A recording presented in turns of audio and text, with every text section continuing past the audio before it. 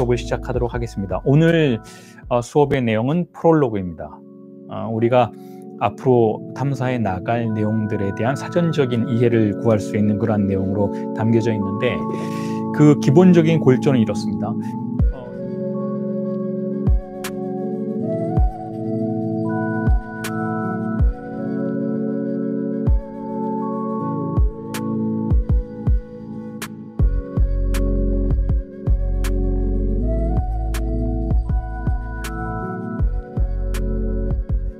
세미나 17에서 말해지고 있는 이 내용이, 락강이 세미나 17에서 언급하고 있는 이 내용이 결국은 세미나 23에서 제임스 조이스의 문학작품과 그의 삶과 존재를 다루고 있는 그 세미나 23에서의 락강이 말하고자 했던 증환, 프랑스어로는 쌍톰이라는 그 개념, 쌍톰 개념과 어떻게 연관이 되어 있는지를 먼저 짚어드리는 방식으로 세미나 17이 전체적인 락강의 세계에서 어떤 위치에 좌표를 두고 있는지를 설명을 드리겠습니다. 그리고 그 세미나 17이 결국은 실제 임상 실천에서 어떠한 변화를 초래하는지 등등에 대한 이야기를 여러분들에게 말씀을 드림으로써, 여러분들 중에서 특히 실제 정신분석 상담을 하고 계신 분들 혹은 일반 상담을 하고 계신 분들이 도대체 정신분석은 어떤 방식으로 임상을 실천하는가,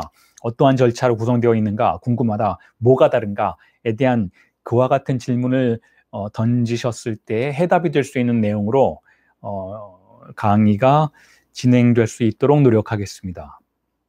자, 그래서 첫 번째, 여러분들에게 나눠드린 그 PDF 텍스트의 초반부를 보시면 제가 분석과 담화에서 쌍텀으로 라고 일단 작은 타이틀을 달아놨습니다. 분석과 담화라는 개념은 저와 함께 세미나 17을 지금까지 공부해 오셨던 분들은 충분히 이해하시겠지만, 처음 이 강의를 듣는 분들은 그게 무엇인지 잘 이해하시지 못할 거예요. 잘 모르실 겁니다. 자, 분석과 담화, 디스쿠르 프시케날리스트라는 이 분석과 담화라는 것은 락강이 세미나 17에서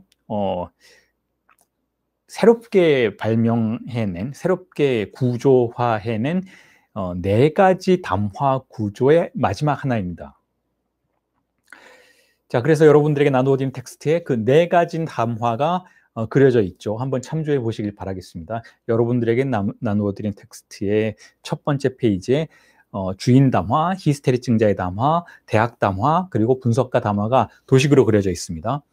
자, 이 네 가지 담화가 세미나 17에서 락강이 처음으로 제시하고 설명하고, 그 다음에 정신분석의 임상의 실천에 사용될 수 있는 수식으로서 활용하고 있는, 자, 그와 같은 개념인데, 그 중에서 분석가 담화는 특히 분석가가 어떻게 위치하고 있는지, 분석이 어떻게 진행되고 있는지를 설명하는 담화라고 볼 수가 있고, 그런 의미에서 락강이 세미나 17에서 이렇게 세공하고 있는 분석가 담화라는 개념은 결국 분석의 임상의 변화를 설명하는 개념이기도 하고, 동시에 이후에 조금씩 발전해 나가면서 결국은 쌍톰이라는 개념으로 발전해 나아가는, 자, 그러한 단초가 되는 개념이라고 볼 수가 있어요.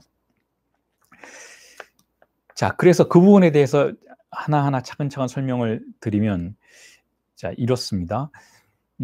분석과 담화라는 이 새로운 흐름의 변화, 락강의 전체적인 이론에서 이 새로운 흐름의 변화가 일어나기 이전에 또 다른 어떤 변화들이 있었는지를 어떤 중요한 포인트별로 이렇게 지적을 해드리면, 자, 먼저 이렇습니다. 세미나 7에서 락강이 큰 사물이라는 개념을 설정함으로써 첫 번째 개념적인 어떤 변화를 추구했었고, 그리고 또 세미나 11에서 대상 A라는 개념을 세공해냄으로써 또 한 번의 변화를 겪게 됩니다. 커다란 변화들을 이렇게 짚어드리면 그렇다는 것이죠. 그리고 세미나 11 이후에 또 한 번의 커다란 변화가 시작되는 그와 같은 장소가 어디인가 하면 바로 세미나 17이라는 것이죠. 그리고 세미나 22에서 어떤 변화들이 일어납니다. 그리고 그 다음에 세미나 23에서 쌍톰이라는 개념으로 또 한 번 커다란 변화가 완성이 되죠. 자, 이와 같은 흐름 속에 있어요. 제가 세미나 숫자별로 여러분들에게 이렇게 짚어드리면 그와 같다는 것이죠. 자, 그 부분에 대해서 이제 조금씩 더 세밀하게 접근해서 설명을 해드리면 이렇습니다. 세미나 17에서 우리가 지금 공부하게 될 세미나 17에서 이 담화라는 개념은 거기 분석가 담화뿐만 아니고 주인 담화로부터 시작해서 다른 히스테리 증자 담화, 대학 담화 모두가 다 이 담화라는 개념은 그 내부에 잉여 향유라는 요소를 포함하고 있는 것으로 가정이 되죠. 잉여 향유를 여기서 역시 A라고 표시를 합니다. 여러분들에게 나누어드린 도식에는 다 A라는 것이 표시되어 있을 거예요. 그 네 가지 담화 내부에 A라는 것이 표시되어 있다는 것이죠. 자, 이 A라는 것은 세미나 17에서는 잉여 향유라고 불리워지고 플리스트주의라고 불리워지고 그리고 그것이 일종의 탐닉되는 증상과 같은 것으로 다루어지죠. 자, 잉여 향유는 증상이고 증상은 일종의 즐김의 대상이라는 거예요. 즐김의 대상. 자, 이게 새로운 점이에요. 이게 새로운 점. 증상을 즐김의 대상으로 본다라는 것. 우리의 무의식이 그걸 즐긴다라는 것이죠. 보통 우리가 흔히 말할 때 증상은 우리에게 고통을 가져다 주는 것인데 세미나 17에서는 그렇게 생각하지 않는다라는 거예요. 세미나 17에서는 4개 담화 모두의 내부에 이 대상 A라는 것을 포함시켜 놓고 자, 그것을 즐김의 대상, 향유의 대상으로 설정해 놓고 있다라는 것이죠. 그리고 그와 같은 즐김의 대상이 점점점 발전해 나가면서 세미나가 진행되어 나감에 따라서 발전해 나가면서 세미나 23에서는 대상 A가 쌍톰이라는 개념으로 변화한다는 거죠. 여기서 쌍톰이라는 개념은 여러분들에게 나눠드린 텍스트에도 표기를 해놨지만 쌍프톰이 아니고 쌍톰이에요. 그러니까 두 가지가 다른 단어입니다. 쌍프톰은 그냥 일반 프랑스어에서 요즘에 쓰고 있는 프랑스어에서 영어식 알파벳으로 불러드리면 SYMPTOM에서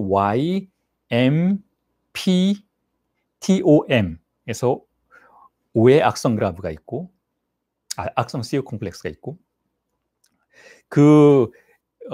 요즘 쓰는 쌍톰이라는 단어를 구별해서 사용하고 있는데 락강은 23에서는 세미나 23에서는 그 쌍톰이라고 하지 않고 쌍톰이라고 하죠. 이 P가 없어요. P가 중간에 없다라는 거죠. 그리고 옛날식으로 SINTHOME라고 표기를 한다라는 거죠. 옛날식 표기인 것이죠. 굳이 락강이 세미나 23에서 이 쌍톰이라는 단어를 옛날식 표기로서 사용을 함으로써 변화를 주고자 했던 부분이 무엇인가 하면 이 증상이 단지 일반 의학에서 우리가 이해하고 있듯이 단지 어떤 고통을 주는 그런 병적인 대상이 아니고 우리의 무의식이 탐닉하는 대상이기도 하고 동시에 그것이 어떤 말하기의 기능을 해서 좌표를 설정하는 명령의 기능 또한 함께 수행한다라고 락강이 개념적인 세공을 변화시키고 있는 부분을 표현하기 위해서 굳이 쌍프톰이 아니고 쌍톰이라고 옛날식 표기법으로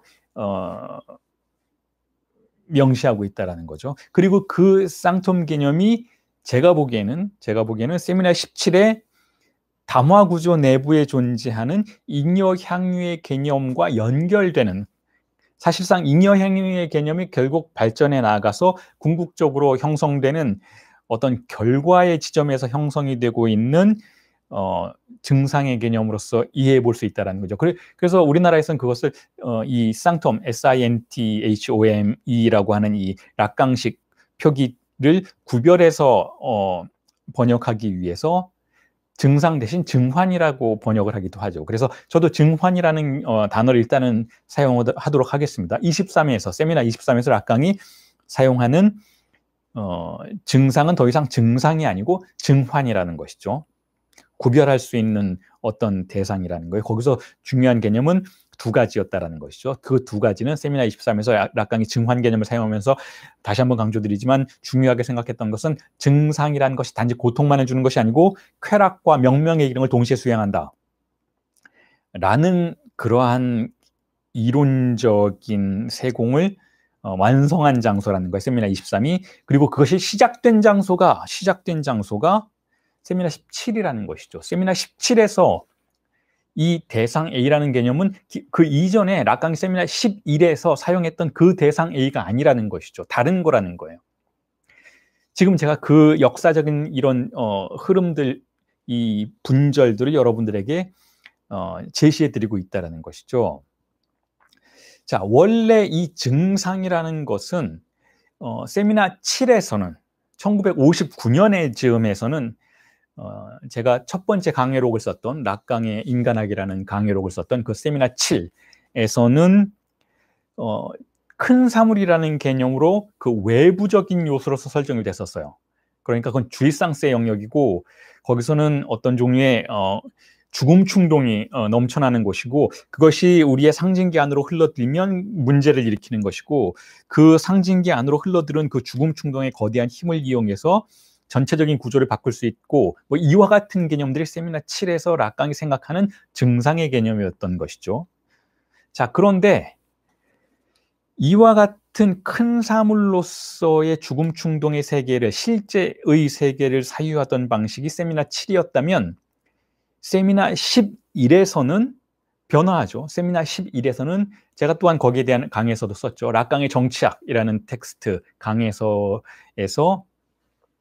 설명했던 바와 같이 거기서는 큰 사물이 외부에 있는 것이 아니고 내부로 흘러들어와서 유령처럼 떠다닌다는 거예요. 그리고 그것을 네 가지 부분 충동으로 구분해서 사용할 수 있었다는 것이죠. 자, 그래서 세미나 11에서의 대상 A 개념 혹은 증상 개념은 일종의 부분 충동의 절편들이 상징계 내부에 유령처럼 떠도는 것이었어요. 그리고 그것을 유령이라고 제가 굳이 불렀던 이유는 그것이 부정성의 대상이었기 때문에 그렇다는 거죠. 여기서 부정성이라는 것은 네거티브라는 이 단어는 실증성의 반대말이에요. 포지티브의 반대말이죠. 그거는 긍정적이다, 부정적이다 할 때 그 표현이 아니고 그런 종류의 의미를 갖고 있는 게 아니고 존재하지 않는다라는 거예요. 결여되어 있다는 거예요. 부정성이라는 거예요. 실증성은 뭔가 거기에 있다라는 것이죠. 뭔가 거기에 실증적으로 존재하는 그와 같은 사태를 말하고 부정성은 존재하지 않는 사태를 말해요. 존재하지 않음에도 불구하고 그것이 균열을 일으키는 그 순간 등장하는 결여, 공백, 그와 같은 순간에 등장하는 증상을 대상 A로 설명하고자 했던 것이 세미나 11이었다라는 것이죠. 그래서 세미나 11에서는 대상 A가 우리에게 증상처럼 찾아오지만 그 증상은 항상 잡히지 않는 것이었어요. 시간 충동이 우리를 위협하지만 우리가 그걸 마주하려고 하면 달아나 버리는 것이죠. 투쾌적인 시간성을 갖는 것. 그러니까 언제나 너무 늦거나 너무 빠른, 결코 우리가 만날 수 없는 그와 같은 결여의 시간성, 결여의 비존재로서의 대상 A가 세미나 11에서 락강이 증상을 파악하는 방식이었다는 것이죠. 그래서 세미나 7에서 세미나 11로 이어지는 이 과정 속에서 결국은 죽음 충동은 언제나 우리에게 부정성의 상황 속에서만, 사태 속에서만 등장하는 것이었다면, 자, 세미나 17에서는 실증성의 대상으로 바뀐다는 거예요. 무언가 거기 있다라는 거예요. 무언가가 거기에 증상이 있다. 무언가가 초과하는 것이 우리에게 발견된다는 것이죠. 실증성의 대상 A가 세미나 17에서 묘사되고 있다는 거예요.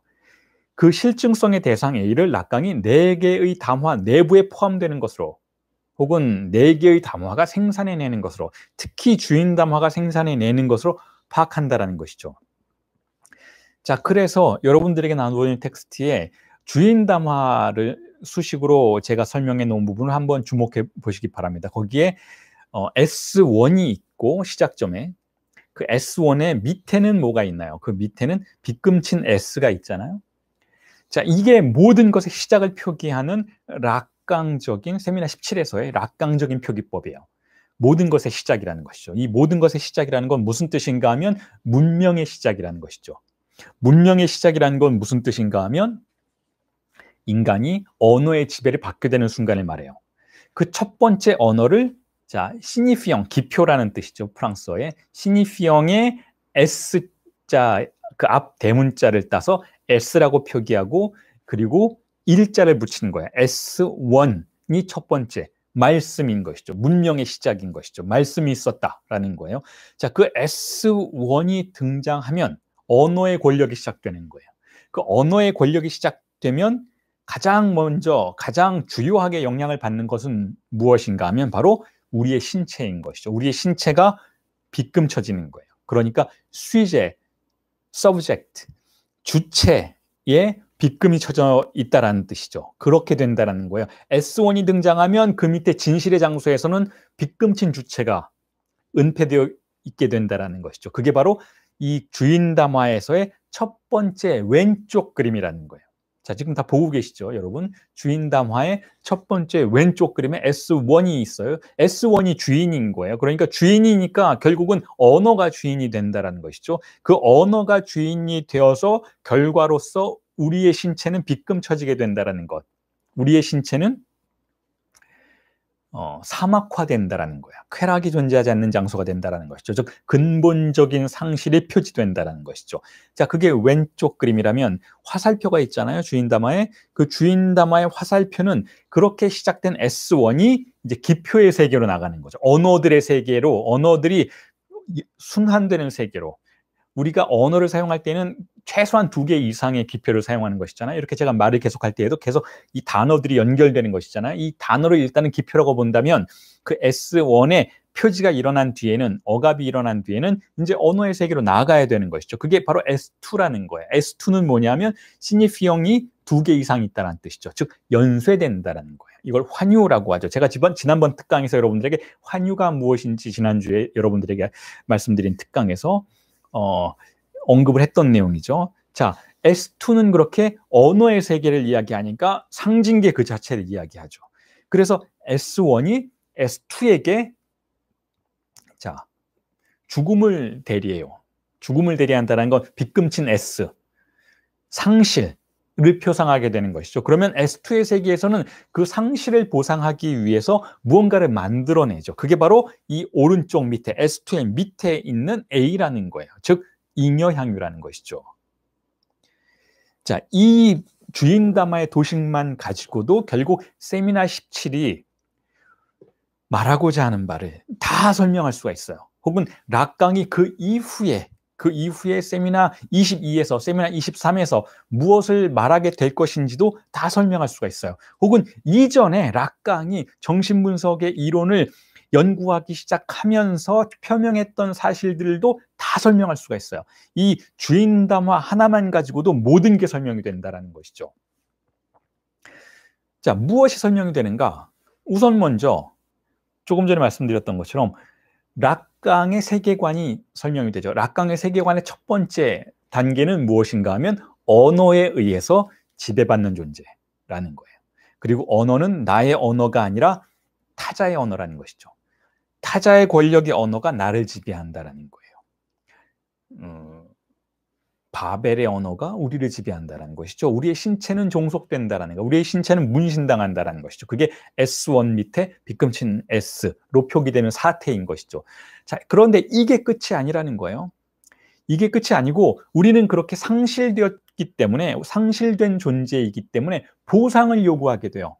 그러니까 우리는 이렇게 우리의 신체가 핍진한 상태를 견디지 못하는 것이죠. 우리의 신체가 핍진한 상태를 견디지 못한다라는 것은 무슨 뜻인가 하면 무언가의 쾌락을 만들어내려고 한다는 거예요. 상실된 그것을 되찾지는 못하지만, 자, 그럼에도 불구하고 잉여적인 상실된 것만큼 거대한 쾌락은 아니지만 우리의 상징계 내부에서 언어 활동을 통해서 나름의 쾌락을 찾아내려고 한다는 것이죠. 자, 그게 바로 S2가, 즉 상징계가, S2라는 건 다시 한번 말씀드리지만 기표가 2개 이상 있는 상황을 말하는 거고 상징계를 말해요. 그 상징계 내부에서 우리는 끊임없이 말을 함으로써 무언가를 찾아내려고 한다는 것이죠. 무언가를 만들어내려고 한다는 거예요. 그렇게 해서 생산된 것이 바로 르플리스트주의, 잉여향유라는 것, 즉 대상 A라는 거예요. 자, 그렇다면 우리는 보상으로서 A를 갖게 되는 건데, 이 A는, 이 쾌락은 우리가 상실한 것은 아니라는 의미에서 새롭게 만들어진 것이죠. 우리가 상실한 그것 자체는 영원히 상실되어 있기 때문에 다시 찾을 수가 없어요. 그걸 우리가 보상하기 위해서 언어 활동을 통해서 생산해내는 대상 A는 결코 기원적인 상실의 그 구덩이를 온전히 메꾸어 줄 수가 없는 것이죠. 그래서 락강이 이 부분에 대해서 세미나 16에서 제가 이전 강의에서 설명을 드렸지만 세미나 16에서는 피보나치의 수열로 설명을 하죠. 피보나치의 수열을 예로 제시하면서 락강은 상실된 것이 계속해서 반복되는 방식으로 그 양이 증폭되고 그 양을 메우기 위한 대상 A의 생산도 다시 한번 집착적으로 활발하게 일어나지만 영원히 이 대상 A는 그 상실 양의 크기를 보상해주지 않는다. 그와 같은 악순환이 계속되고 있고 문명이 전개되면 전개될수록 결국은 그 악순환은 더욱더 강화된다. 그래서 현재 우리의 문명은 과거의 문명보다 더 많은 보상을 요구하는 불만족 속에 있다. 바로 그와 같은 불만족을 이론적으로 설명해 주는 텍스트가 프로이트의 문명 속의 불만이다 라고 설명을 하죠. 자, 그렇게 해서 이 주인 담화는 문명의 현실, 문명의 시작과 전개를 모두 설명하는 그와 같은 수식으로 사용될 수도 있고, 동시에 이후에 세미나 22와 23에서 등장하는 락강의 새로운 이론을 예고하는 수식으로도 사용될 수가 있어요. 왜냐하면 락강이 세미나 22에서 RSE라는 세미나죠. RSG라는 세미나죠. 자, 거기서 뭐라고 그러냐면 증상은 탐닉의 대상이고 그리고 증상의 가장 중요한 판본이 바로 아버지 판본이다 라고 세미나 22에서 언급을 해요. 그렇다면 자, 아버지 판본이라는 건 무슨 뜻인가 하면 제가 이전 수업에서도 여러분들에게 충분히 설명을 드렸지만 아버지 판본이라는 건 무엇인가 하면 결국 락강의 이론 중에 또 한 가지 아주 주요한 이론이 바로 아버지의 이름이라는 이론인 것이잖아요. 여러분들 다 아시는 것처럼 락강은 초기부터 프로이트를 따라서 인간을 어머니로부터 떼어놓는 권력이 무엇인가에 대한 설명으로서 아버지의 이름이라는 상징계의 권력을 제시하죠. 유아기의 인간을 어머니로부터 혹은 어머니로 대표되는 어떤 종류의 충동의 세계로부터 분리시키는 그 권력의 힘은 프로이트가 오이디푸스 컴플렉스를 설명하듯이 그것으로 제시하듯이 상징계적인 아버지의 힘이라고 가정을 해왔다라는 거예요. 그러니까 어떤 의미에서는 인간에게 근본적인 상실을 가져오는 것은 아버지의 권력인 것이죠. 근데 물론 이 아버지는 실제적인 아버지라는 거 다 아실 거예요. 실제적인 아버지는 아니라는 것을 다 아실 거예요. 이 아버지라는 것은 상징계적인 아버지이니까 실제로 아버지가 존재하는지 아닌지 집안에 그런 건 별로 중요한 게 아니라는 것이죠. 이 아버지가 아주 주요하게 발견되는 장소는 오히려 어머니의 말속이라는 것도 여러분들이 다 유념하실 것이죠. 자, 그런데 이 아버지라는 것이 단지 이렇게 주의상실을 포기하도록 만드는 것이 아니고, 자, 이제 향후에 후기 락강은 오히려 이것 자체가 상실된 증상, 상실된 주의상실, 상실된 쾌락을 보상해주는 증상적인 기능 속에 있다. 아버지의 말을 듣는 것, 아버지를 따르는 것, 아버지처럼 하는 것, 아버지의 요구를 받아들이는 것, 아버지의 세계를 살아가는 것, 아버지의 상징계를 따르는 것 자체가 오히려 또 하나의 증상이라는 거예요. 그러니까 주의상실가 대체하는 그러한 구도 속에서 첫 번째 상실된 주의상실은 어머니의 주의상실이라고 말할 수 있지만 이것을 대체하는 또 다른 증상적 주의상실을 후기 락강은 아버지로 부르기 시작한다는 거예요. 그러니까 이제 더 이상 아버지는 어떤 종류의 거세자이기보다는 오히려 탐닉의 대상이 된다는 것이죠. 그게 후기 락강의 특징이라는 것이고, 그것을 말하기 위해서는 결국 언어 속에서 무언가가 생산된다라는 관점들을 도입해 와야 하니까 결국은 세미나 17의 담화 구조, 특히 주인 담화 구조 안에서 생산되는 대상 A를 아버지적인 요소를 가지고 있는 그와 같은 증환으로 간주할 수 있도록 만들어 주어야 한다는 거예요. 그러니까 주인 담화에서, 자, 주목해 주세요, 여러분. 주인 담화에서 다시 한번 제가 차근차근 설명을 드릴게요. 그러니까 주인 담화에서 S1은 일종의 아버지의 이름이 될 수가 있겠죠. S1은 결국은 언어의 권력이니까, 언어의 권력이 우리에게 들어오는 것이니까 아버지의 기표라고 할 수가 있어요. 그렇게 해서 우리의 신체는 주의상실에 박탈당하죠. 밑에 빗금친 S가 존재하는 것이죠. 우리의 신체가 박탈당하는 것이죠. 즉 어머니가 상실되는 것이죠. 자, 그렇지만 이게 전부가 아니고 이렇게 해서 상징계가 개시되면 이 S1 아버지의 이름에 의해서 상징계가 개시되면 그렇게 해서 S2의 세계가 열리게 되면 우리는 우리의 상실된 주입상스를 보상받기 위해서 무언가를 만들어내는데 쾌락의 대상을 만들어내는데 주인담화에서는 지금 그것을 대상 A라고 표기해 놨지만 제가 지금 말씀드렸던 락강의 세미나 22와 23의 관점, 특히 22에서 아버지를 증상의 하나의 유형으로 간주하는 태도를 도입한다면 이 주인담화에서 생산되는 그 대상 A는 무엇이 될 수 있을까요? 바로 아버지가 가진 소중한 것, 즉 팔로스가 될 수 있다는 것이죠. 그런 의미에서도 세미나 17의 주인담화의 구조는 이후에 전개될 세미나 22와 23에서의 논의에 직결되는 부분을 가지고 있다는 것이죠. 자, 그렇기 때문에 세미나 17을 이해하는 게 아주 중요하다는 거예요. 여러분들이 저를 따라서 이제 세미나 17 이후에 락강의 이론적인 여정을 따라가실 때 아주 중요한 토대적인 지식으로 작동하게 되는 것이 바로 이 세미나 17의 담화 구조들이라는 거예요.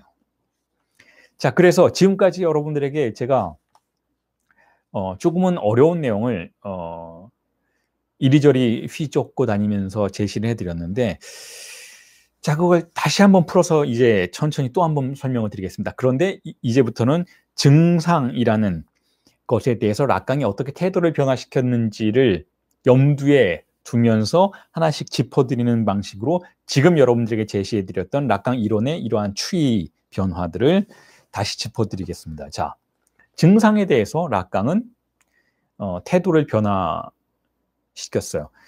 증상은 자, 지난 특강에서 여러분들이 지금 유튜브에 그 특강 공개되어 있기 때문에 그 특강 보지 못하셨던 분들은 참고하시면 좋을 것 같은데 다시 한번 들어보시면 좋을 것 같은데 자, 증상에 대해서 일반적으로는 정신의학에서도 그렇지만 일반 의학에서 증상은 나쁜 것이고 제거되어야 할 것이다 라고 자, 그렇게 생각을 하죠.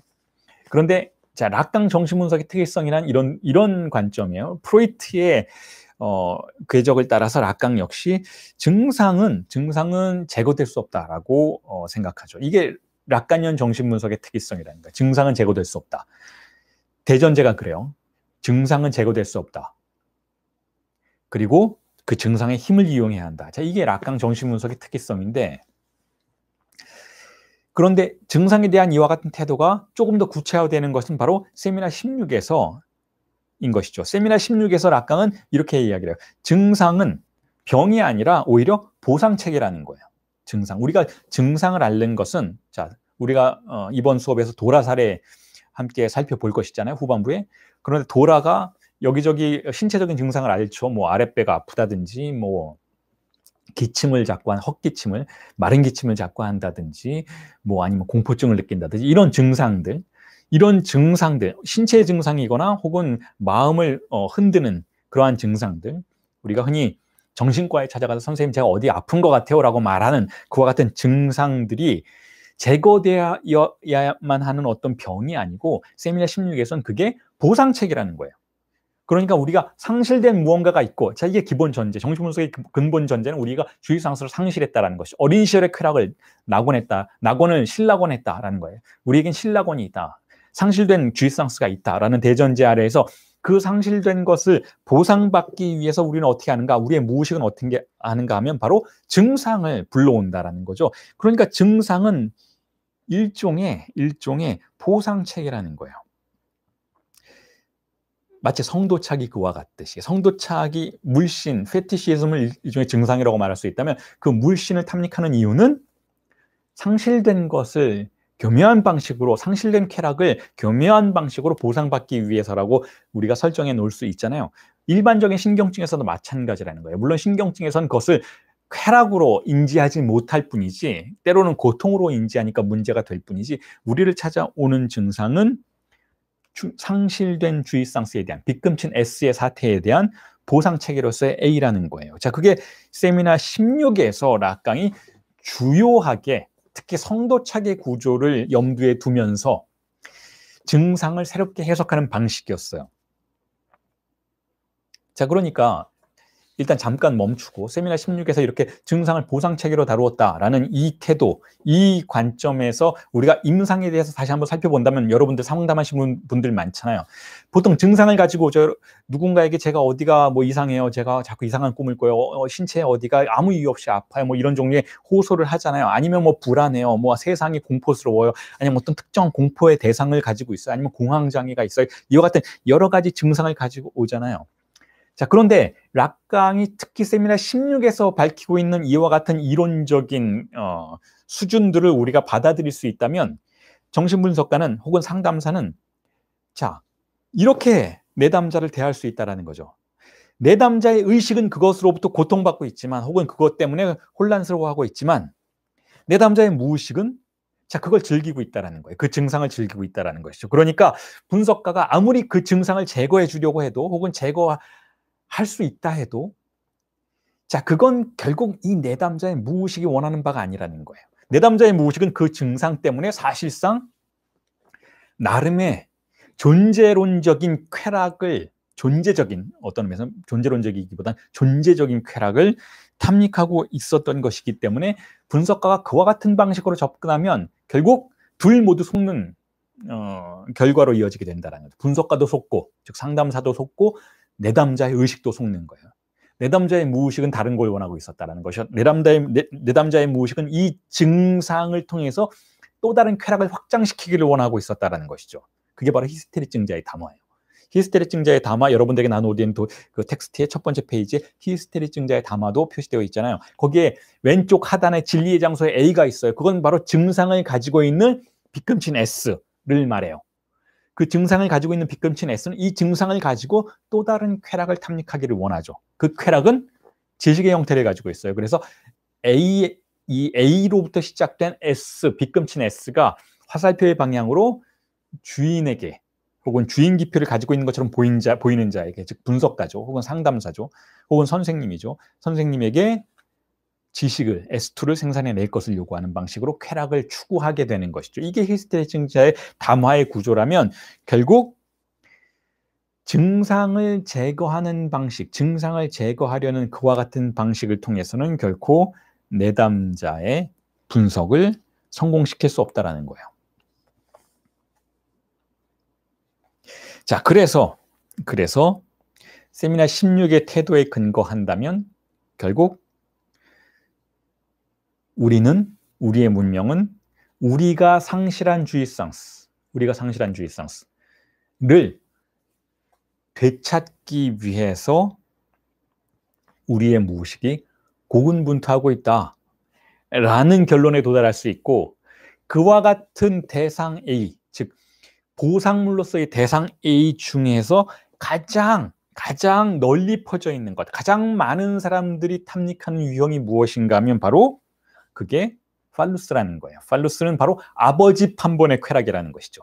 아버지 판본의 쾌락. 가부장적인 문명이 설정해 놓은 쾌락의 가장 보편적인 유형이 바로 팔루스라는 거예요. 남근이라는 것이죠. 상징계적 남근이라는 거예요. 자, 그와 같은 관점에서 락강은 결국 세미나 16 이후에 세미나 17에서 4가지 유형의 담화를 제시하고 있는 거예요. 이 4가지 유형의 담화라는 것은 결국 무슨 뜻인가 하면 쾌락이 통용되는 4가지 방식이라는 거죠. 주인 담화의 방식이 있고, 히스테리증자의 담화의 방식이 있고, 대학 담화의 방식이 있고, 그리고 드물게는 분석가 담화의 방식이 있다는 거죠. 이 4가지 구조가 결국 우리 사회를 지탱하고 있는 구조라는 것이라면, 자, 거기서 우리가 엿볼 수 있는 세계관이라는 것은 무엇인가 하면 락강 정신분석의 세미나 17에서의 정신분석의 세계관은 무엇인가 하면 우리 사회를 지탱하고 있는 것은 법이 아니라 쾌락이라는 거예요.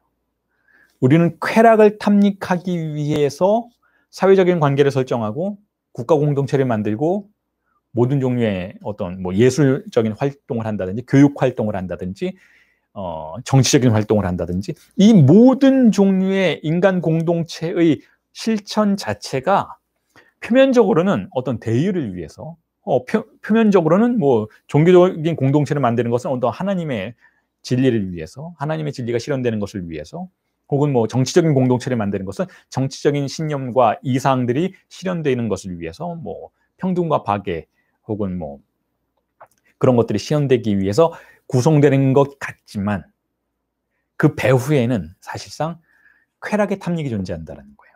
우리의 무의식이 그런 공동체를 만들고 그런 사회적인 관계들을 조직할 때에는 그 목표 자체는 우리의 의식적인 세계가 염두에 두고 있는 것, 그것이 아니고 우리의 무의식이 탐닉하는 대상 A가 원인이 되고 있다는 것이죠. 쾌락을 추구하는 공동체라는 거예요, 결국. 그래서 세미나 17에서 그려내는 세계관이라는 것은 결국 쾌락학의 관점에서 바라보아진 세계관이라는 것이죠. 방어적인 세계가 아니라는 거예요.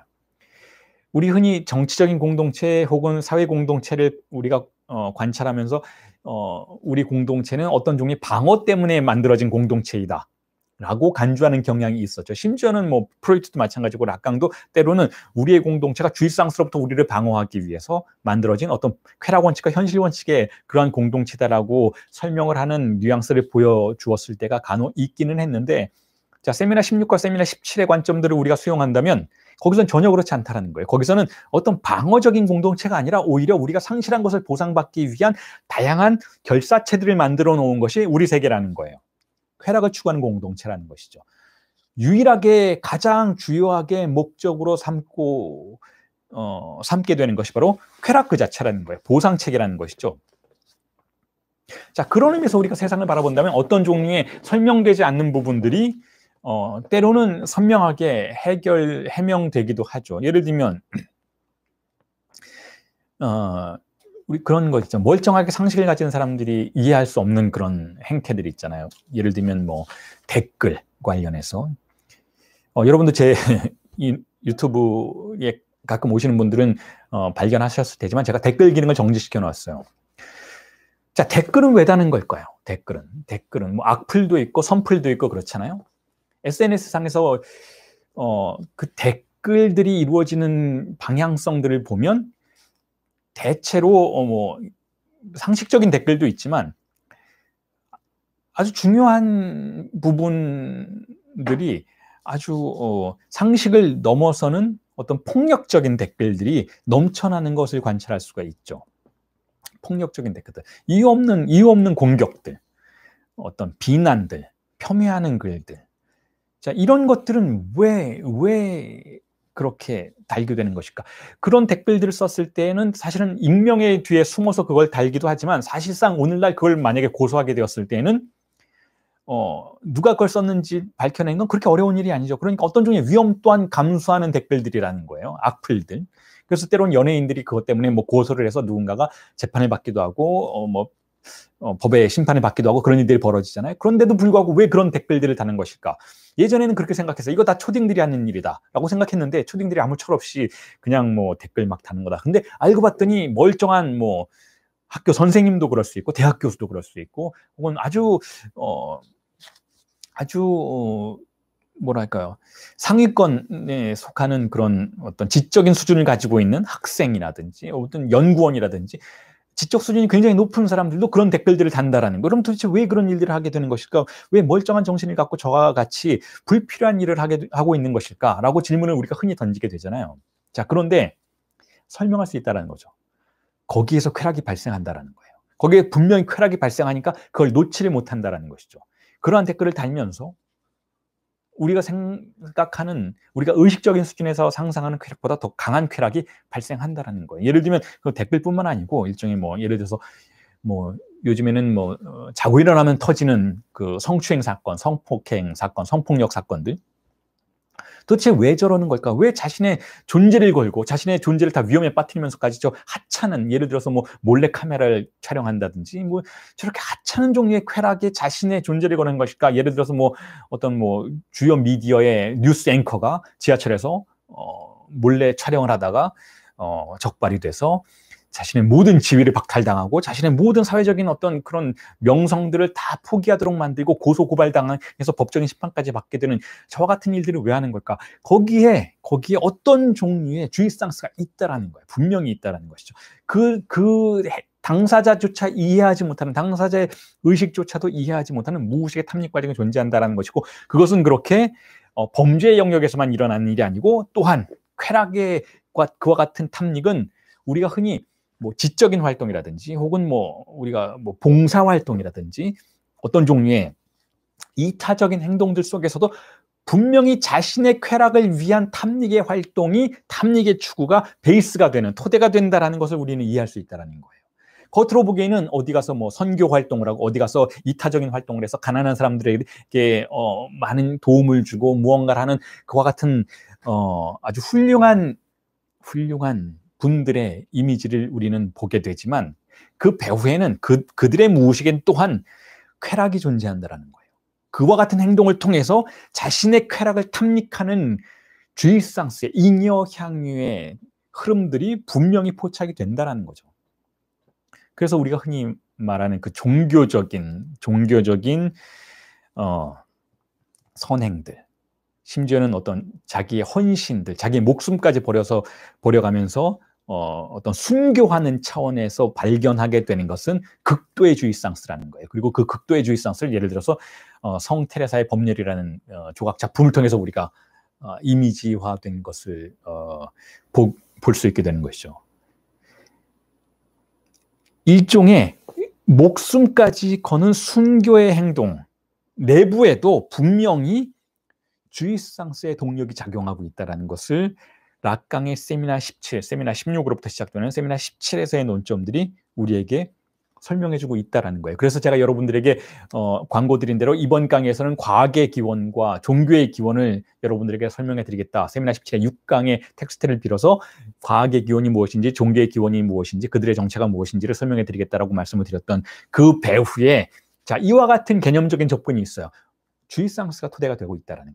쾌락의 탐닉이 존재한다는 거죠. 우리가 아주 객관적으로 생각하는 과학, 우리가 아주 선의 그 어떤 집약체라고 생각하는 선을 추구하는 행동으로서의, 종교적인 선을 추구하는, 진리를 추구하는 그런 행동으로서의 종교적인 어떤 순교, 종교적인 어떤 실천, 종교적인 공동체의 그 모든 행위들의 배후에 잉여향유에 대한 탐닉이 존재한다는 것을 락강의 세미나 17이 우리에게 설명해주고 있기 때문에 제가 그 부분을 여러분들에게 테마로서 광고해드렸던 이유가 거기에 있다는 거예요. 그러니까 우리는 보상을 바란다는 거고, 그 보상이 실질적으로 구현되는 것이 바로 담화의 구조라는 것이고, 그 담화의 구조들은 결국 사회적인 결속관계들을 연결짓는 네 가지 유형인 것이고, 그 네 가지 유형의 다양한 변주와 파생물들이 우리가 만나게 되는 공동체에서의 현상들이라는 거예요. 자, 그래서 다시 주인담화로 돌아왔어요. 여러분들에게 제가 나눠드린 텍스트에 다시 주인담화의 부분을 살펴보신다면, 그 주인담화의 S1으로부터 다시 설명을 시작한다면, 지금까지 설명드렸던 부분을 다시 한번 복기해드린다면 이렇습니다. 자, S1은 그런 의미에서 거세가 일어나는 시점이에요. 지금 제가 오이디푸스 컴플렉스를 통해서 다시 한번 설명을 드리고자 하는 것인데, S1은 거세가 일어나는 시점인 것이죠. S1은. 원래 우리는 누구와 함께 있었나요? 어머니와 함께 있었죠. 이 프로이트의 증상적인 신화에 의거한다면, 락강이 세미나 17에서는 그 사실을 프로이트 이제 오이디푸스는 버리자라고 제안을 해요. 오이디푸스는 너무 협소하다. 오이디푸스 컴플렉스로 우리의 모든 것을, 우리의 증상을 설명하기에는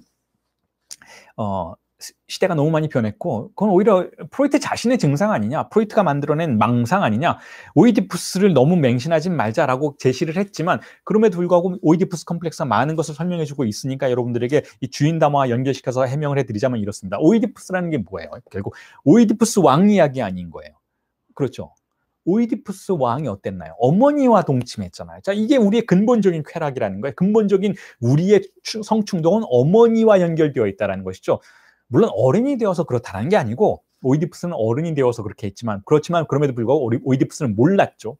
자신의 어머니인지를, 테바의 왕국에 들어가서 그 왕비가 자신의 아내인지 알았지 어머니인지는 몰랐다는 것이잖아요. 아버지의 아내였던 거 몰랐잖아요. 자, 그러니까 어른이 되어서 우리가 그렇다라는 게 아니고, 우리의 어린 시절에 우리의 쾌락의 가장 강력한 파트너는 어머니라는 거예요. 어머니. 자, 그런데 이 어머니와 아이가 분리되는 단계를 다시 한번 여러분들에게 설명드리자면 결국 말을 배우는 단계에서 어른들의 명령에 의해서이죠. 어른들의 명령에 의해서 자 이제 너 혼자 밥 먹어야 돼. 자 이제 너 혼자 옷을 입을 줄도 알아야지. 자 이제 너는 이 집안의 아들이니까 이 집안의 딸이니까 너의 역할에 충실해야지. 그러니까 너는 어머니와는 그렇게 항상 붙어 있어서는 안 돼. 어머니와 떨어져서 너 혼자도 밥 먹을 수 있어야 되고 너 혼자도 유아원에 갈 수 있어야 되고 유아원에 가서 어머니 없어도 잘 있어야지. 잘 견뎌야지. 잘 공부해야지 라는 명령을 배우죠. 자, 그 명령의 주체는 대체로 어머니예요. 어머니가 그렇게 해요. 그런데 어머니는 어머니의 이름으로 그렇게 하는 것이 아니고 어머니가 왕이기 때문에 그 법을 만드는 게 아니고 모두가 지켜야 하는 법이 있기 때문에 엄마도 그렇게 해야 돼 라고 법의 전달자로서 아이에게 명령을 내리게 되죠. 그러니까 상징적인 아버지가 어머니의 말 속에 존재하는 거예요. 자, 이 어머니의 말 속에 존재하는 상징적인 아버지, 상징적인 기표, 상징적인 권력을 S1이라고 한다는 거죠. S1. 자, 이 S1이 시작이 되는 거예요. 그래서 S1이 들어와서 오이디푸스 컴플렉스의 과정이 시작되는 거죠. 그래서 우리의 신체가 어머니로부터 분리되는 것, 쾌락으로부터 분리되는 것, 쾌락을 포기하게 되는 것, 주의상실을 포기하게 되는 것을 S의 빗금치는 상황이라고 보는 거예요. 그래서 S1이 S의 빗금친 상황을 바로 오이디푸스 컴플렉스의 극복 과정이라고 보는 것이죠. 오이디푸스 컴플렉스의 극복 과정 속에서 아이는 어떻게 하나요? 어머니를 포기했지만, 자, 이게 채찍이에요. 당근을 원하죠. 채찍만 가지고는 아이는 어머니를 포기할 수가 없어요. 당근을 줘야지. 내가 포기한 걸 어떻게 보상받아요? 라고 아이는 질문하게 되는 거예요. 나의 이 쾌락을, 내가 어머니와 함께 향유했던 이 따뜻한 공간을, 이 행복했던 시간을 어떻게 보상받느냐고 아이는 질문하게 돼요. 그러면 어떻게 아이에게 그 보상의 길이 전달이 되나요? 지식을 통해서 전달이 되죠. 지식을 통해서.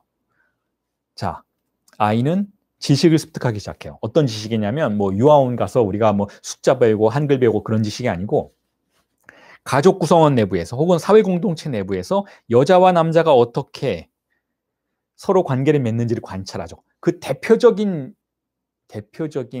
샘플이 누군가요? 바로 엄마와 아빠예요.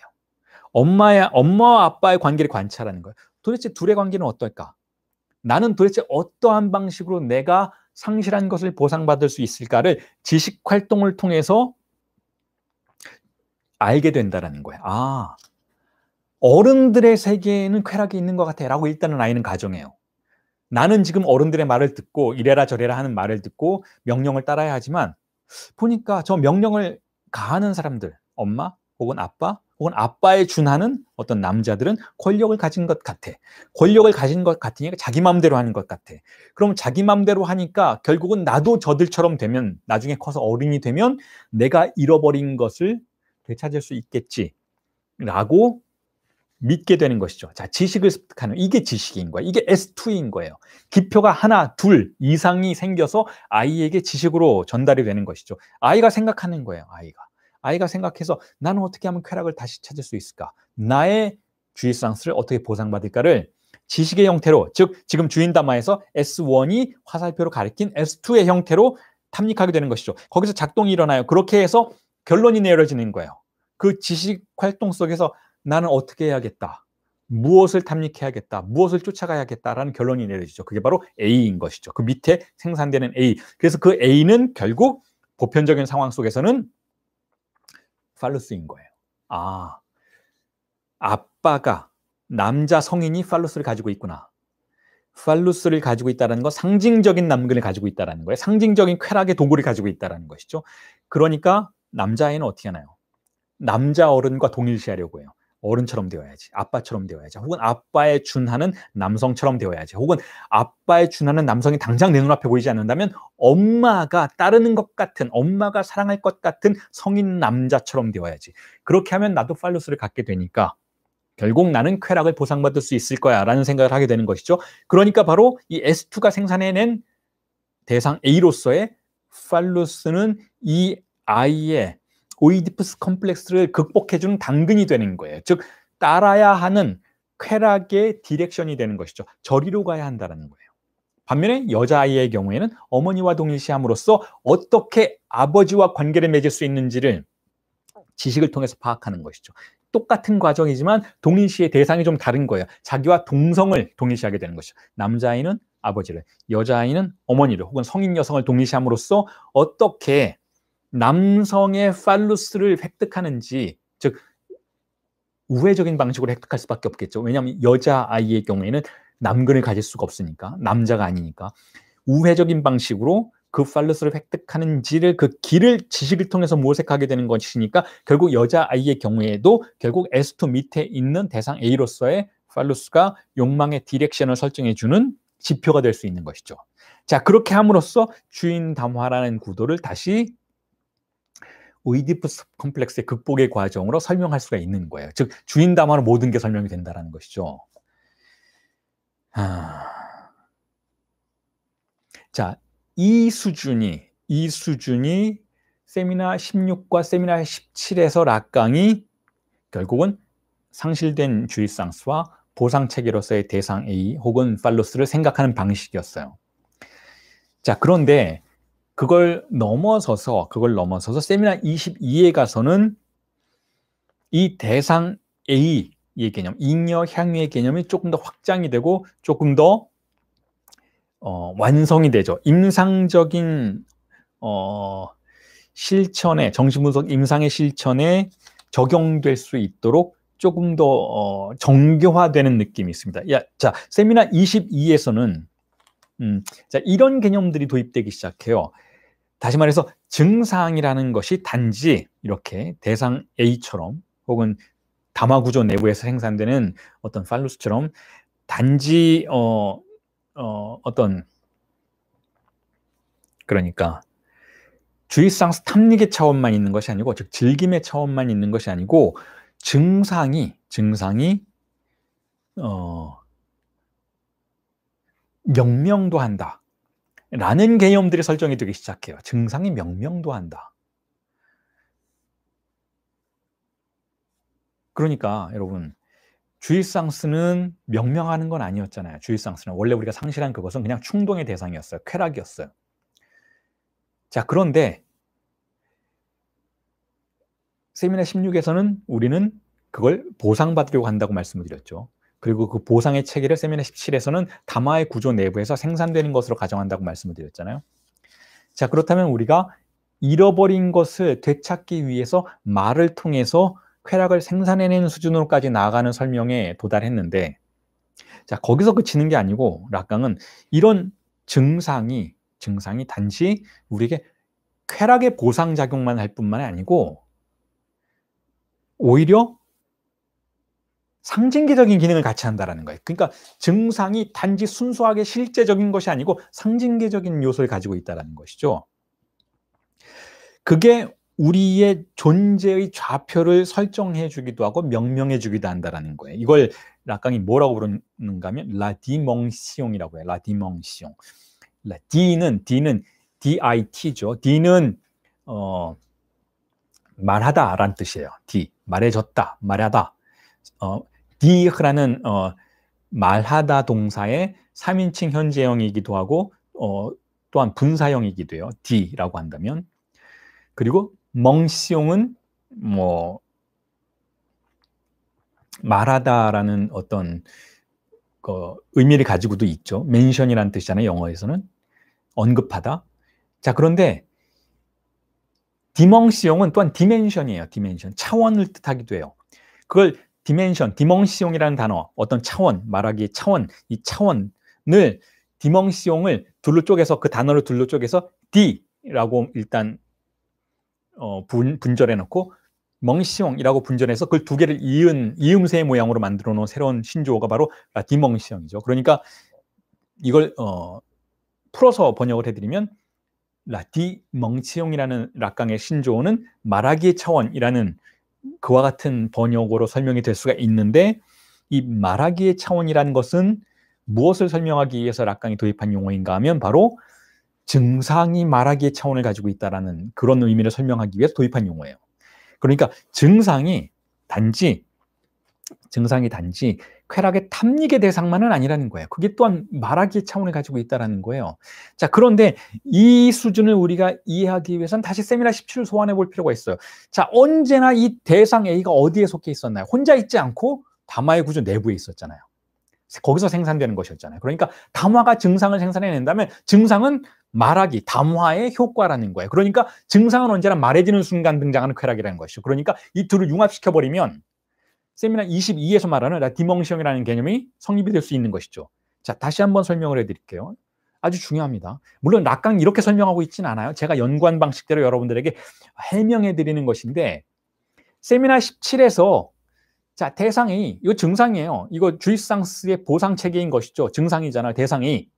세미나 11에서 대상 A는 역시 증상이었던 것. 시관 충동 같은 응시 대상 A였잖아요. 자, 증상이에요. 이 대상 A가 세미나 17에서는 언제나 혼자 있지 않았어요. 자, 세미나 11에서는 혼자 있었어요. 혼자 상징계의 허공을 떠도는 유령이었죠. 세미나 11에서는 독자적이었잖아요. 대상 A가 뚝 떨어져 나와서 이리저리 떠다니는 응시처럼 우리를 위협하는 부정성의 대상이었잖아요. 자, 그런데 세미나 17에서는 그렇지 않아요. 세미나 17에서는 대상이 잉여 향유, 증상은 항상 담화 구조 내부에 있어요. 내부에 있을 뿐만 아니라 담화 구조가 생산해내는 거예요. 담화 구조가 작동하면, 즉 말을 하면 관계 속에서 말을 하는 것이죠. 언제나 대타자 앞에서 말을 하는 것이니까 우리는 혼자 말을 할 때도 대타자 앞에서 말을 하는 것이니까 관계 속에서 말을 하는데 혼자 있을 때조차 이 말을 하게 되면 대상회의가 생산된다는 거예요. 대상회의가 촉발된다는 것이죠. 그 얘기는 뒤집어 얘기하면 세미나 17에서의 증상으로서의 대상 A는 말의 효과라는 거예요. 그러니까 말의 차원, 라디몽시용을 이미 가지고 있는 것이죠. 세미나 17에서 이미 라디몽시용의 차원, 말하기의 차원이 증상에 포함되어 있었다라고 볼 수가 있는 것이죠.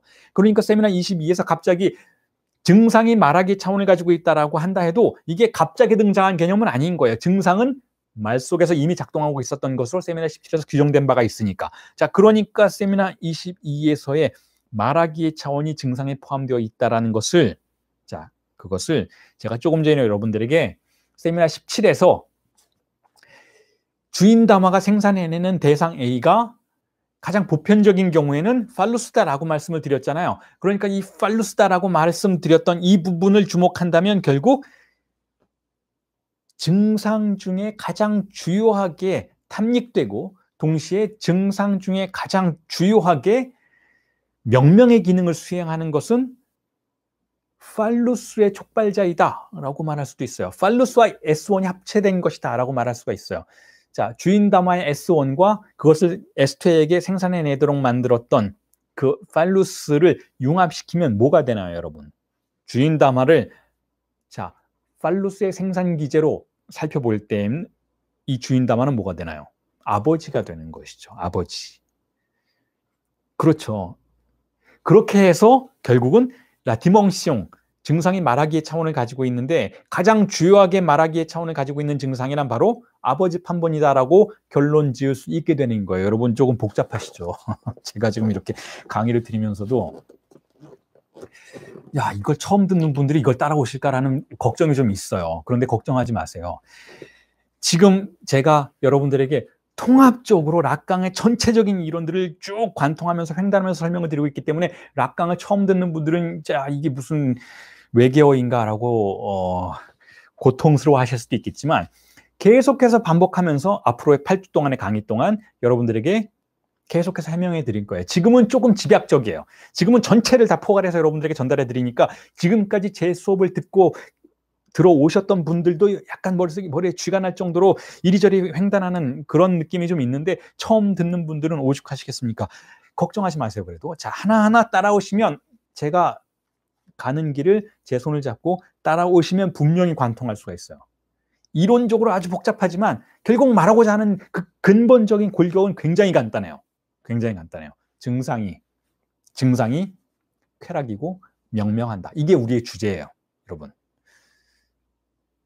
증상을 우리는 아픈 걸로 생각했는데 그래서 없애버려야 할 것으로 생각했는데 아니라는 거예요. 오히려 증상이 문명을 만들어냈다는 거예요. 문명의 토대에는 증상이 있다는 것이죠. 그리고 그 증상은 두 가지 기능이 있다는 것이죠. 첫 번째 기능은 주입상수의 보상체계의 기능이고 두 번째 기능은 명명의 기능이라는 거예요.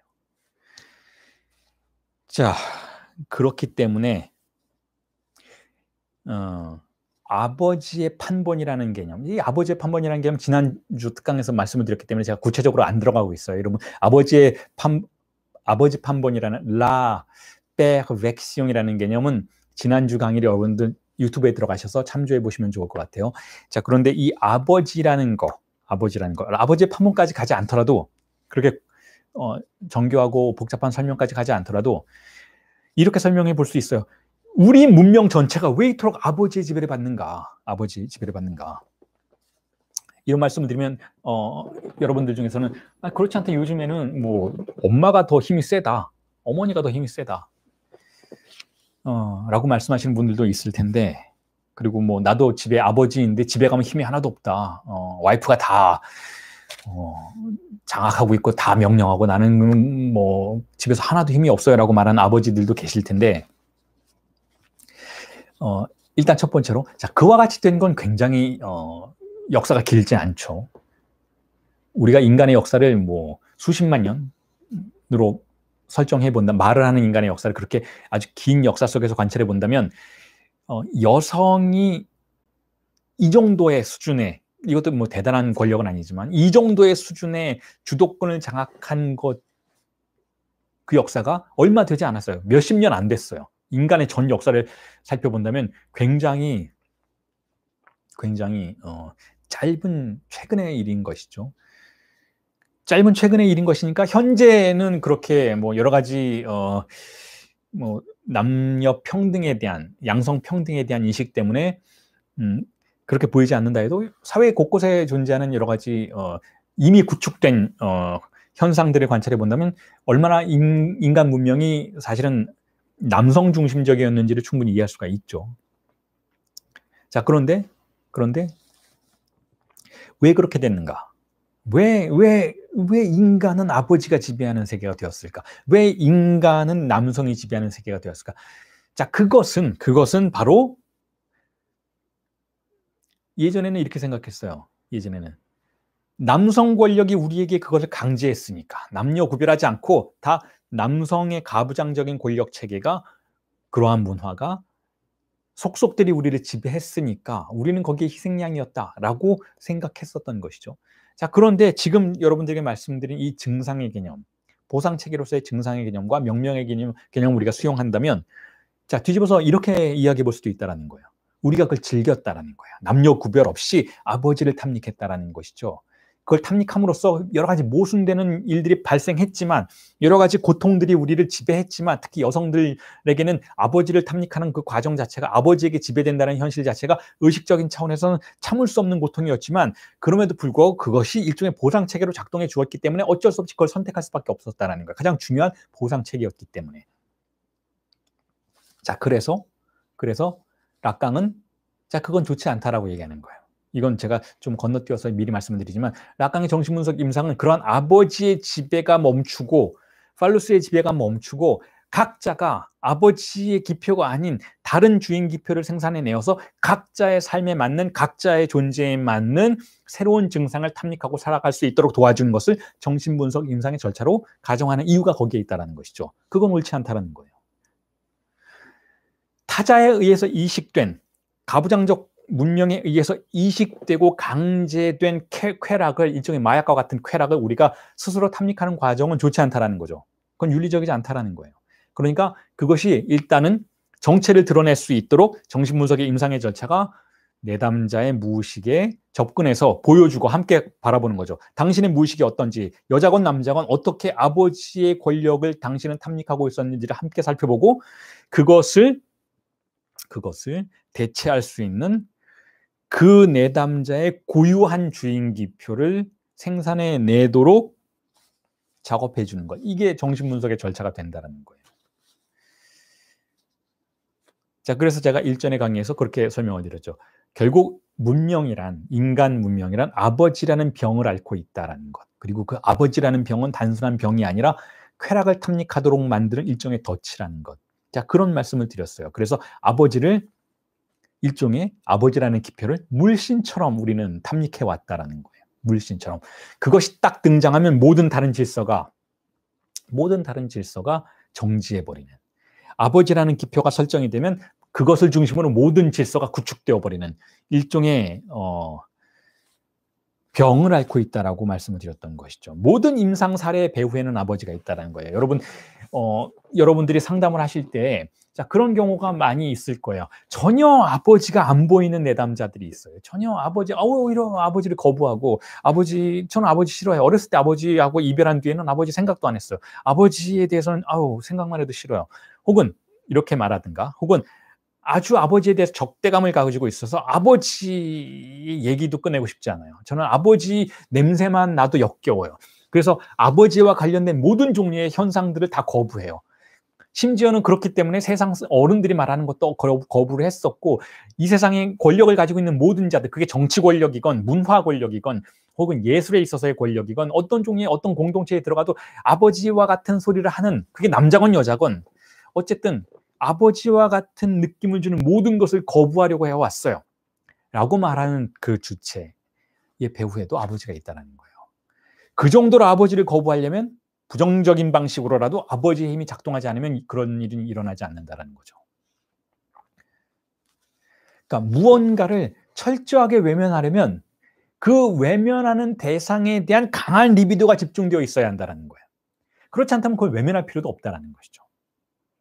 아버지는 모든 임상 사례의 배후에 존재한다라는 전제가 신경증자들을 다룰 때 정신분석에 접근하는 방식이라는 거예요. 그렇기 때문에 그 아버지의 기표가 어디에 어떤 방식으로 존재하는지를 일단은 밝혀내야 한다는 거죠.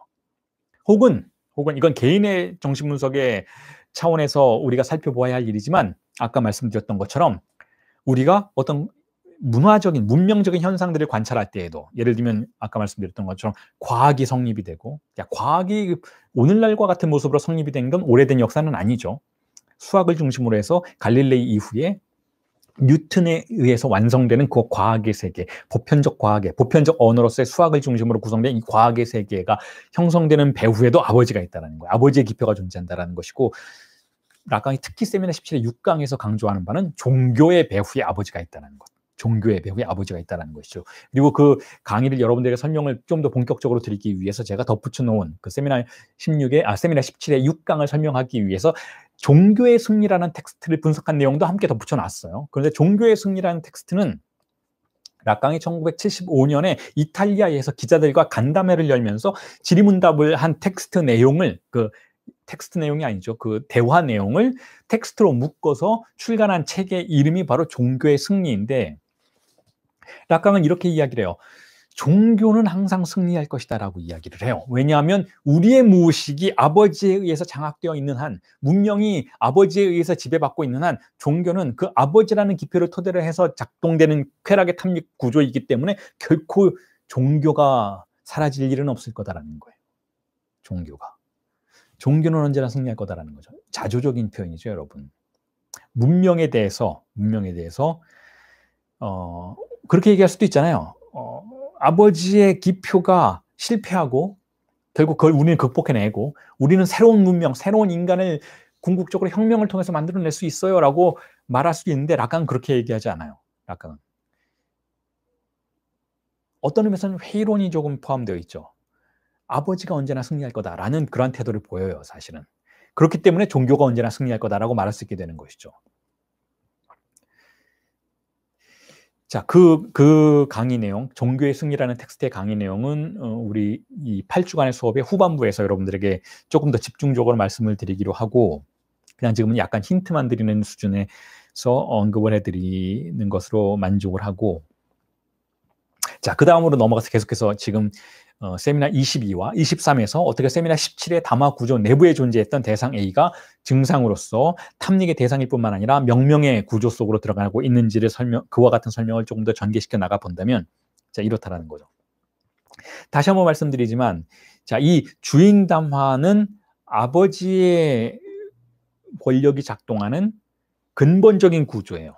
근본적인 구조. 주인 담화는 그 주인이 대체로 아버지의 위치에서 작동했었다라는 의미에서 아버지의 이름의 근본 구조인데, 그렇게 아버지의 이름이 우리에게 들어와서 락강의 전체적인 이론에서 조망해 볼 때 그 아버지의 이름이 우리에게 들어와서 하는 일이란 뭐냐 하면 억압과 조율이었어요. 이게 락강 기본적인 태제였어요.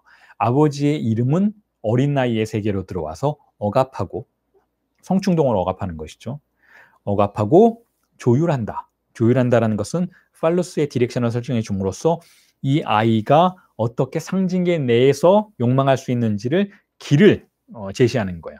그러니까 억압과 조율이 아버지의 이름의 기능의 근본적인 역할이었는데, 이 아버지의 기능을 주인담화로 살펴볼 때에는 그 안에서 대상 A가 생성된다라는 것을 발견하게 되니까, 오른쪽 하단에 A가 생성되는 것을 우리가 발견하게 되니까 이건 단지 억압과 조율만이 아니고 쾌락의 탐닉까지 함께 우리에게 제공해 주는 것이다 라고 이해해 볼 수 있는 여지가 생긴 것이죠. 즉 아버지의 기능이 쾌락의 생산 또한 가능하게 만들어 준다라는 거예요. 그리고 그렇게 했을 때 그 대상 A의 자리에 팔루스를 위치해 놓을 수 있게 되는 것이고, 그 팔루스를 거기에 위치해 놓음으로써 팔루스 또한 단지 디렉션이 아니고 옛날에는 의미화의 디렉션이다라는 그와 같은 뉘앙스가 굉장히 락강 이론에서는 강했는데, 팔루스에 대해서 이제 세미나 17에서 그 대상 A의 자리에 팔루스를 넣게 됨으로써 우리는 이제 비로소 팔루스를 단지 욕망의 디렉션일 뿐만 아니라 실증적인 쾌락의 탐닉의 대상으로서 간주할 수 있게 되었다라는 거예요. 자, 그렇게 해서 그와 같은 구도를 통해서 우리는 아버지의 기능 전체를 증상으로 간주할 수 있게 되는 것이죠. 증상은 세미나 16에서 다시 한번 말씀드리지만 상실된 주의상스의 보상체계라고 규정이 된 것이니까.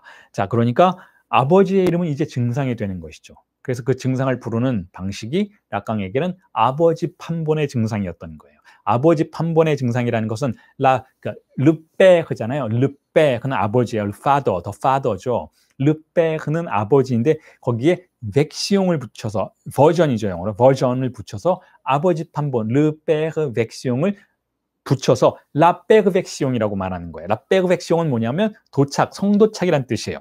그렇다면 성도착이라는 것은 그것 역시 아까 말씀드렸던 것처럼 상실된 주의상스를 어떤 물신을 중심으로 보상체계를 구성해내는 것을 성도착이라고 부를 수 있잖아요. 그렇다면 이 성도착을 아버지의 버전으로 그 둘의 의미를 같은 것으로, 등가인 것으로 판단하는 이러한 규정을 우리가 고려한다면 결국 아버지의 판본은 쾌락의 탐닉책이라는 거예요. 성도착이 그러하듯이. 그렇기 때문에 우리는 아버지를 일종의 물신처럼 간주해 볼 수 있게 된다라는 것이죠. 물론 성도착과 신경증에서의 라베흐 벡시용 물신적 차원이 다른 점은 성도착에서는 의식적 수준에까지 그 쾌락이 탐닉되는 반면에 신경증의 세계에서 라베흐 벡시용, 즉 아버지 판본의 증상은 무의식적인 차원에서만 탐닉된다라는 거죠. 그 둘의 차이가 아주 중요한 차이인 것이죠. 근본적인 차이이기는 하죠. 성도착과 신경증의 차이인 것이죠. 자, 그런데 그럼에도 불구하고 어쨌든 아버지 판본의 쾌락을 증상으로 간주한다라는 것은 또한 이런 의미도 가지고 있어요. 그럼 다른 벡시용이 있을 수도 있다, 다른 버전이 있을 수도 있다라는 뉘앙스를 갖게 된다는 거예요. 아버지 판본이라고 부른다는 건, 판본이라는 건 뭐예요? 여러 가지 판본이 있을 수 있다라는 거예요. 벡시용이라는 건, VS라는 건 이것이 있지만 이것에 대항하는 다른 것도 A vs B가 가능하다는 뜻인 것이잖아요. 버전이라는 건, 베르수스라는 건 그런 뜻이에요. 그러니까 아버지 판본에 대항할 만한 다른 것도 가능하다는 것이죠. 그 아버지 판본에 대항할 만한 다른 것을 만들어내는 게 바로 후기 락강 정신분석 임상의 목표가 된다는 거예요. 그래서 그와 같은 목표를 구체화하기 위해서 락강이 이제는 세미나 23에서 누구를 불러내나요? 아버지를 극도로 경멸하고 아버지를 극도로 부정하려고 했던 바로 제임스 조이스를 불러내는 거예요. 제임스 조이스는 어떤 인물인가요?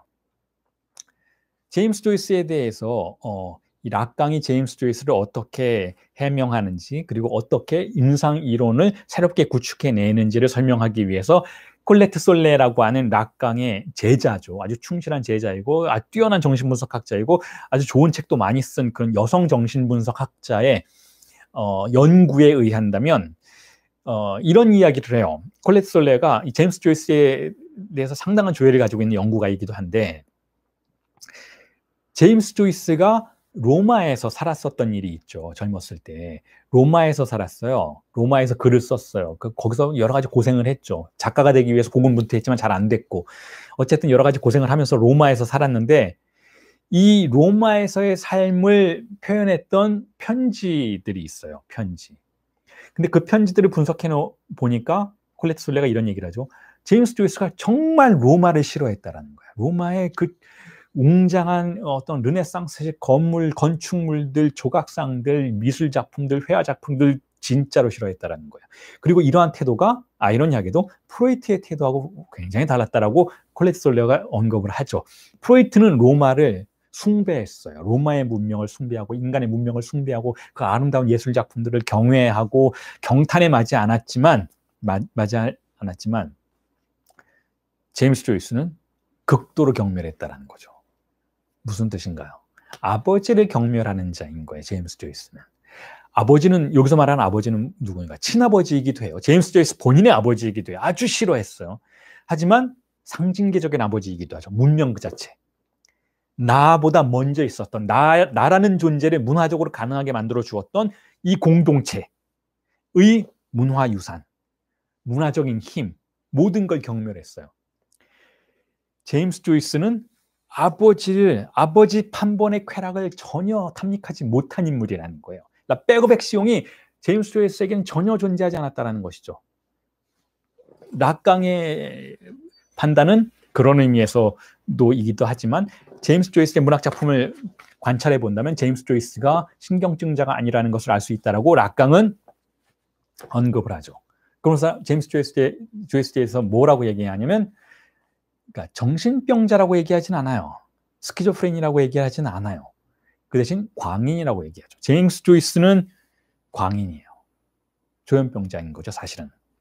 정확하게 얘기한다면. 제임스 조이스는 신경증자가 아닌 것이죠. 신경증자들은 어떤 존재들인가요?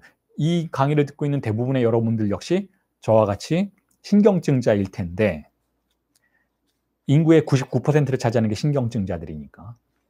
신경증자들은 어떤 인물인가 하면 아버지 판본을 탐닉해요. 다소간이라도. 그래서 제가 조금 전에 모든 내담자들, 신경증자라면 모든 내담자들의 증상의 배후에 아버지라는 기표가 존재할 것이다.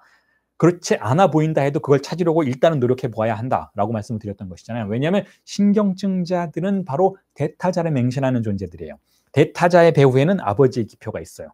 아버지 판본의 쾌락의 탐닉을 수행하는 무의식을 가지고 있는 존재들이라는 것이죠. 자, 그렇기 때문에 아버지를 증오하거나 사랑하거나 어쨌든 아버지에 맹신하는 존재들, 아버지에 복종하는 존재들이 신경증자들이에요.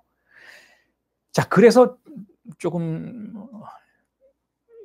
전에 말씀드렸던 걸 다시 한번 소환해 보자면 그래서 종교가 언제나 승리한다는 거죠. 왜냐하면 종교의 본질에는 아버지의 기표가 존재하는 것이니까. 신경증자들이 세계를 지배하는 한 종교는 언제나 승리할 거다라는 거예요. 자, 그런데 제임스 조이스는 그렇지 않다는 거예요. 제임스 조이스는 아버지의 기표를 받아들이지 않은 존재라는 거죠. 그걸 근본적 폐제라고 부르잖아요. 아버지의 기표가 폐제됐어요. 아버지의 기표가 힘을 발휘하지 못하는 것이죠. 그러니까 억압이 일어나지 않았던 것이죠. 그러니까 억압이 일어나지 않았으니까 아버지 판본의 증상이 작동하지 않는 거예요. 아버지 판본에 의해서 구성된 문명을 좋아할 수가 없는 거죠.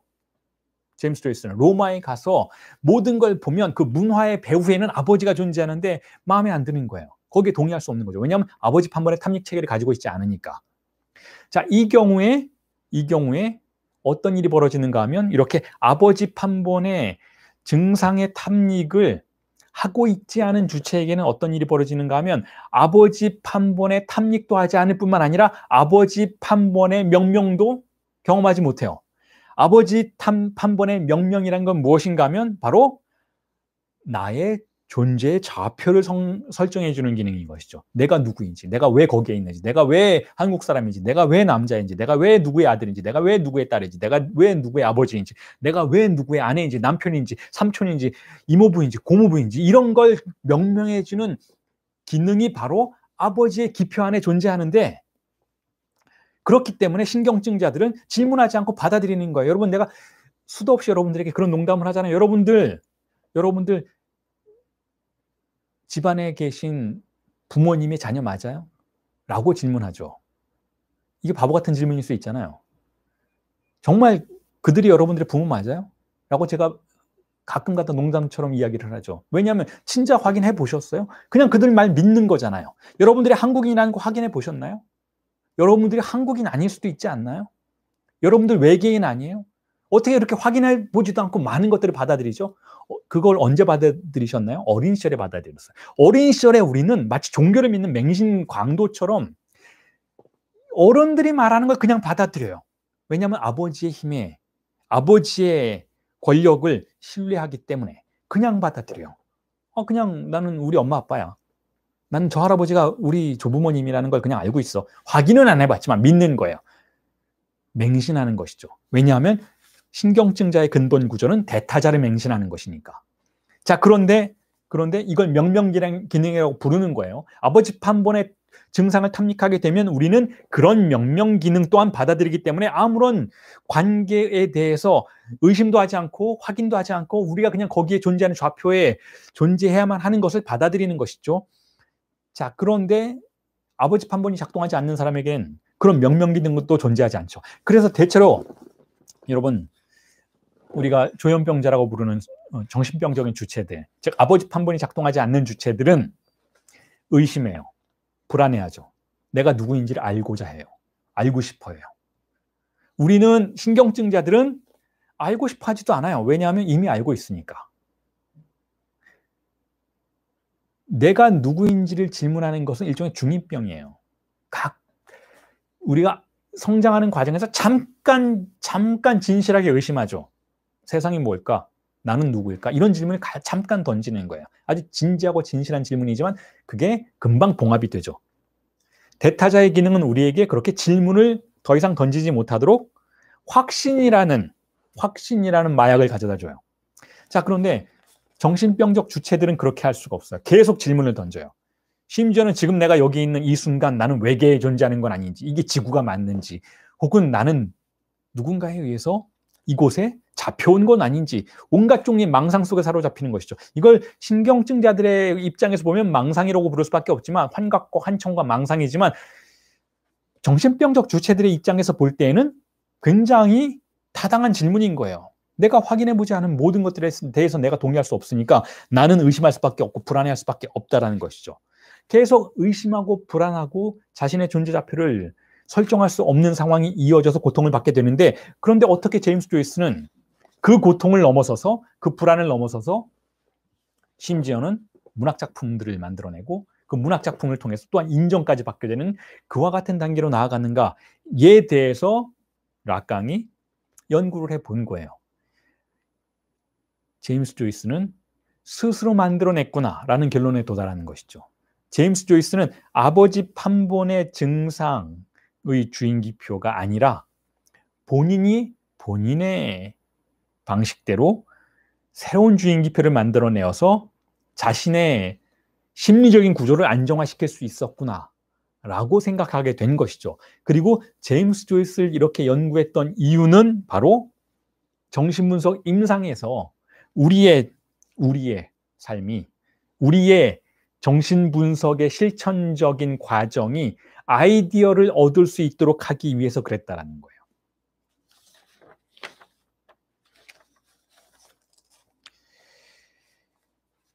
그걸 세미나 23에서 갑자기 그렇게 만들어냈느냐라면 그렇지 않다라는 것이죠. 제가 연구하는 방식은 이렇게 연속성 안에서 락강의 이론적인 궤적들을 따라가는 것이잖아요.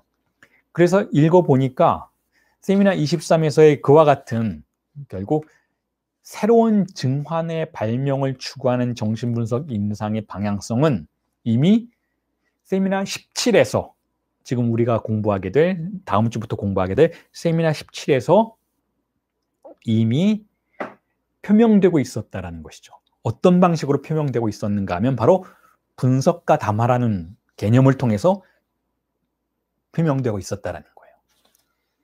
그러니까 분석과 담화라는 개념적인 틀은 쭉 이어져 나가면서 세미나 23의 쌍톰이라는 증환이라는 개념으로 도달하게 되는 시작점이라는 것이죠. 자, 그래서 분석과 담화가 무엇인지에 대해서 여러분들과 이야기를 하면서 오늘 강의를 마무리를 지어보도록 할 텐데요.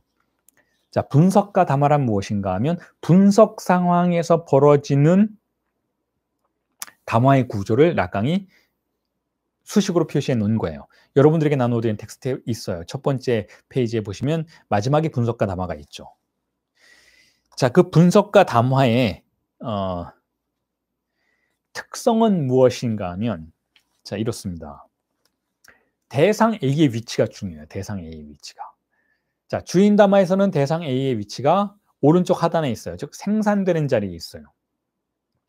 히스테리증자의 담화에서는 대상 A가 원인의 자리에 있어요. 왼쪽 하단에 있죠. 은폐되어 있죠. 원인으로서 진리로서 은폐되어 있어요. 저 히스테리증적 내담자, 히스테리적인 태도를 보이는 저 증상을 보이는 내담자의 행동의 비밀은 바로 저 증상 때문이라는 것. 대상 A 때문이라는 것이죠.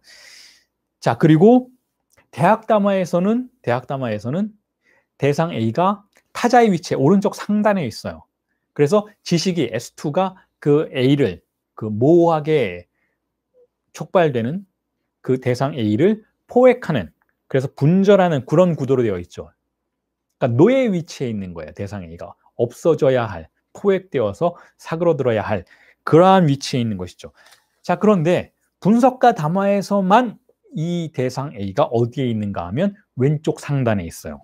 왼쪽 상단에 있다는 건 무슨 뜻인가 하면 능동자의 위치에 있다는 거죠. 행위자의 위치에 있다는 거예요. 그러니까 네 가지 담화 중에서 자, 인간의 사회적인 구조와 모든 종류의 관계성들을 판단하면서 어떻게 쾌락을 중심으로 이 사회가 구조화되어 있는지를 네 가지로 락강이 유형화해 놓은 것이 네 가지 담화라면 그 중에서 네 번째 담화로서의 분석과 담화는 가장 특이한 담화라는 것이죠.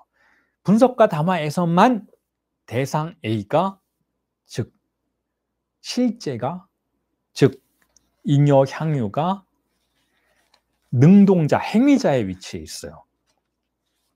보통은 그렇지 않다라는 거예요. 보통은 대상 A가 행위자의 위치에 있는 경우는 거의 없다라는 것이죠. 일반적으로 그것은 그냥 생산되거나 은폐되거나 탐닉되거나 포획되는 수준에 있는 것이지 그게 주인공이진 않다라는 거예요. 그러니까 분석과 담화를 빼면 다른 세 가지 구조 속에서의 대상 A는 유한성의 대상 A라는 것이죠. 한계가 있다는 거예요. 포획되어 있기 때문에, 둘러싸여 있기 때문에, 행위자가 아니라 능동자가 아니라 수동자의 위치에 있기 때문에, 수동태의 위치에 있기 때문에 다른 담화 구조 내부에서 대상 A는 소비되는 대상 A, 소비되는 쾌락이라는 것이죠. 탐닉되고 소비되는 쾌락이에요. 쓰고 버리는 쾌락이라는 것이죠.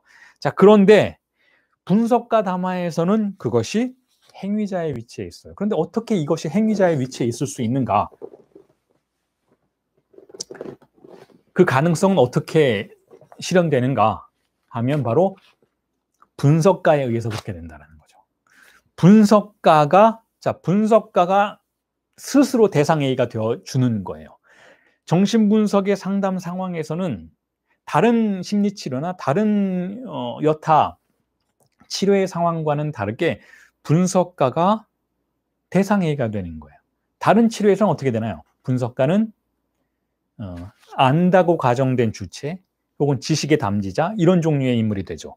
그러니까 선생님이 되는 거예요. 내가 지식을 가지고 있고 증상을 내가 명명하고 분절해 줄 수 있는, 혹은 내가 지식을 가지고 있고 의사 선생님이 지식을 가지고 있고 내가 처방을 내려서 내담자, 환자의 증상을 제거시켜 줄 수 있는, 자, 그런 구도 속에 있어요. 근데 반면에 락가니언 정신분석에서만 특이하게 분석가가 대상 A가 돼요. 대상 A가 된다는 건 무슨 뜻인가 하면 탐닉의 대상이 된다는 것이죠. 욕망의 촉발자가 된다는 거예요. 그래서 그 A는 능동자의 위치에 있기 때문에 그 A는, 그 인역 향유는 개방되어 있어요. 개방되어 있기 때문에 그 A는 무한성의 A라고 볼 수가 있어요. 유한하게 갇혀 있는 게 아니라는 거예요. 그 스스로가 어디로든 갈 수 있는 위치에 있기 때문에 무한성으로 개방되어 있는 대상 A가 된다는 것이죠.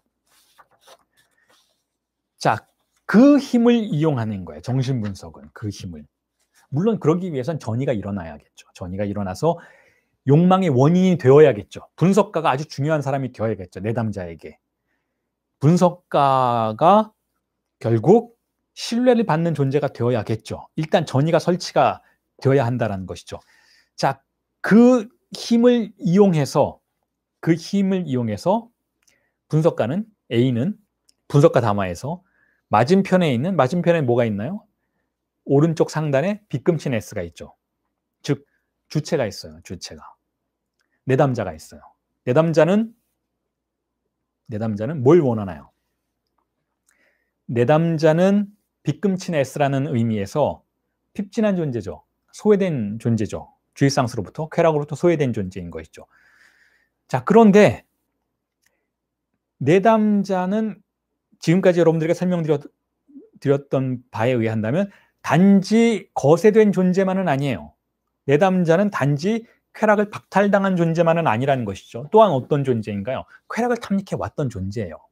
대상 A를 다른 종류의 대상 A죠. 지금 이 분석가 담화에서의 대상 A가 아니라 히스테릭증자의 담화에서의 그 대상 A를 탐닉해 왔던 존재예요.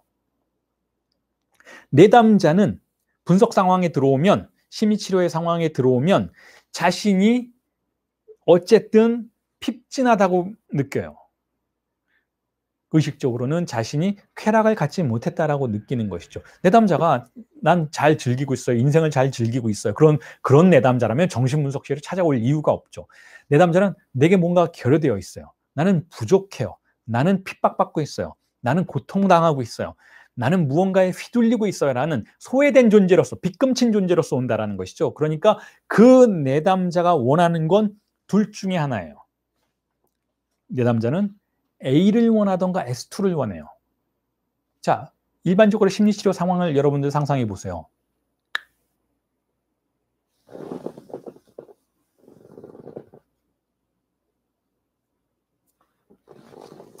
자, 대학담화 도표는 조금 뒤에 설명을 해드리겠습니다. 그리고 8주 내내 여러분들에게 설명을 해드릴 테니까 너무 궁금해하지 않으셔도 충분히 해명이 될 겁니다. 자, 조금 뒤에 설명을 해드릴게요. 지금 말씀드리는 거 마치고.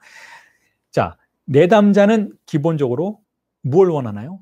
둘 중에 하나를 원한다고 말씀드렸죠. 하나는 A를 원해요. 자, 쾌락을 원해요. 내가 쾌락이 없어요. 선생님, 내가 고통스럽고 내 인생에 행복이 전혀 없으니까 내가 지금 가족과 함께 살아오면서 아버지 혹은 남편, 자식들로부터 뭐 하나 보상받은 게 없고 나는 힘들어요. 나는 일종의 착취만 당해온 것 같아요. 나한테 인생의 행복이 어디 있는지 좀 알려주세요. 라고 부탁한다라는 것은 A를 원하는 거죠. 잉여 향유가 어디 있는지를 좀 알려주세요. 라는 거예요. 내가 주의상스를 상실했으니 뭔가 좀 보상을 받고 싶어요. 그러니까 나한테 좀 보상을 주세요. 라고 오는 거죠. 물론 이렇게 의식적으로 말할 때도 있고 무의식적으로 말할 때도 있어요. 자, 어떤 내담자가 왔는데 저의 사례는 아니고 저에게 교육 분석을 받는 다른 상담사분의 사례를 아주 추상적으로만 말씀드리면 이렇습니다. 자, 어떤 중년 여성인데 가정 내부에서 여러 가지 문제가 있다라는 거예요. 남편도 그렇고 자녀도 그렇고 자기 마음에 안 드는 것이죠. 뭔가 잘못되어 있다라는 거예요. 그래서 그 자녀가 잘 되기를, 남편이 좀 자기한테 잘해주기를 호소하는 거죠. 자, 그러면 이 중년 여성분은 빗금친 S인 것이죠. 쾌락이 없어요. 박탈당했어요. 무엇 하나 보상해주는 것이 없는 것이죠. 자, 그러면서 매주 와서 분석가에게 하소연을 하는 거예요.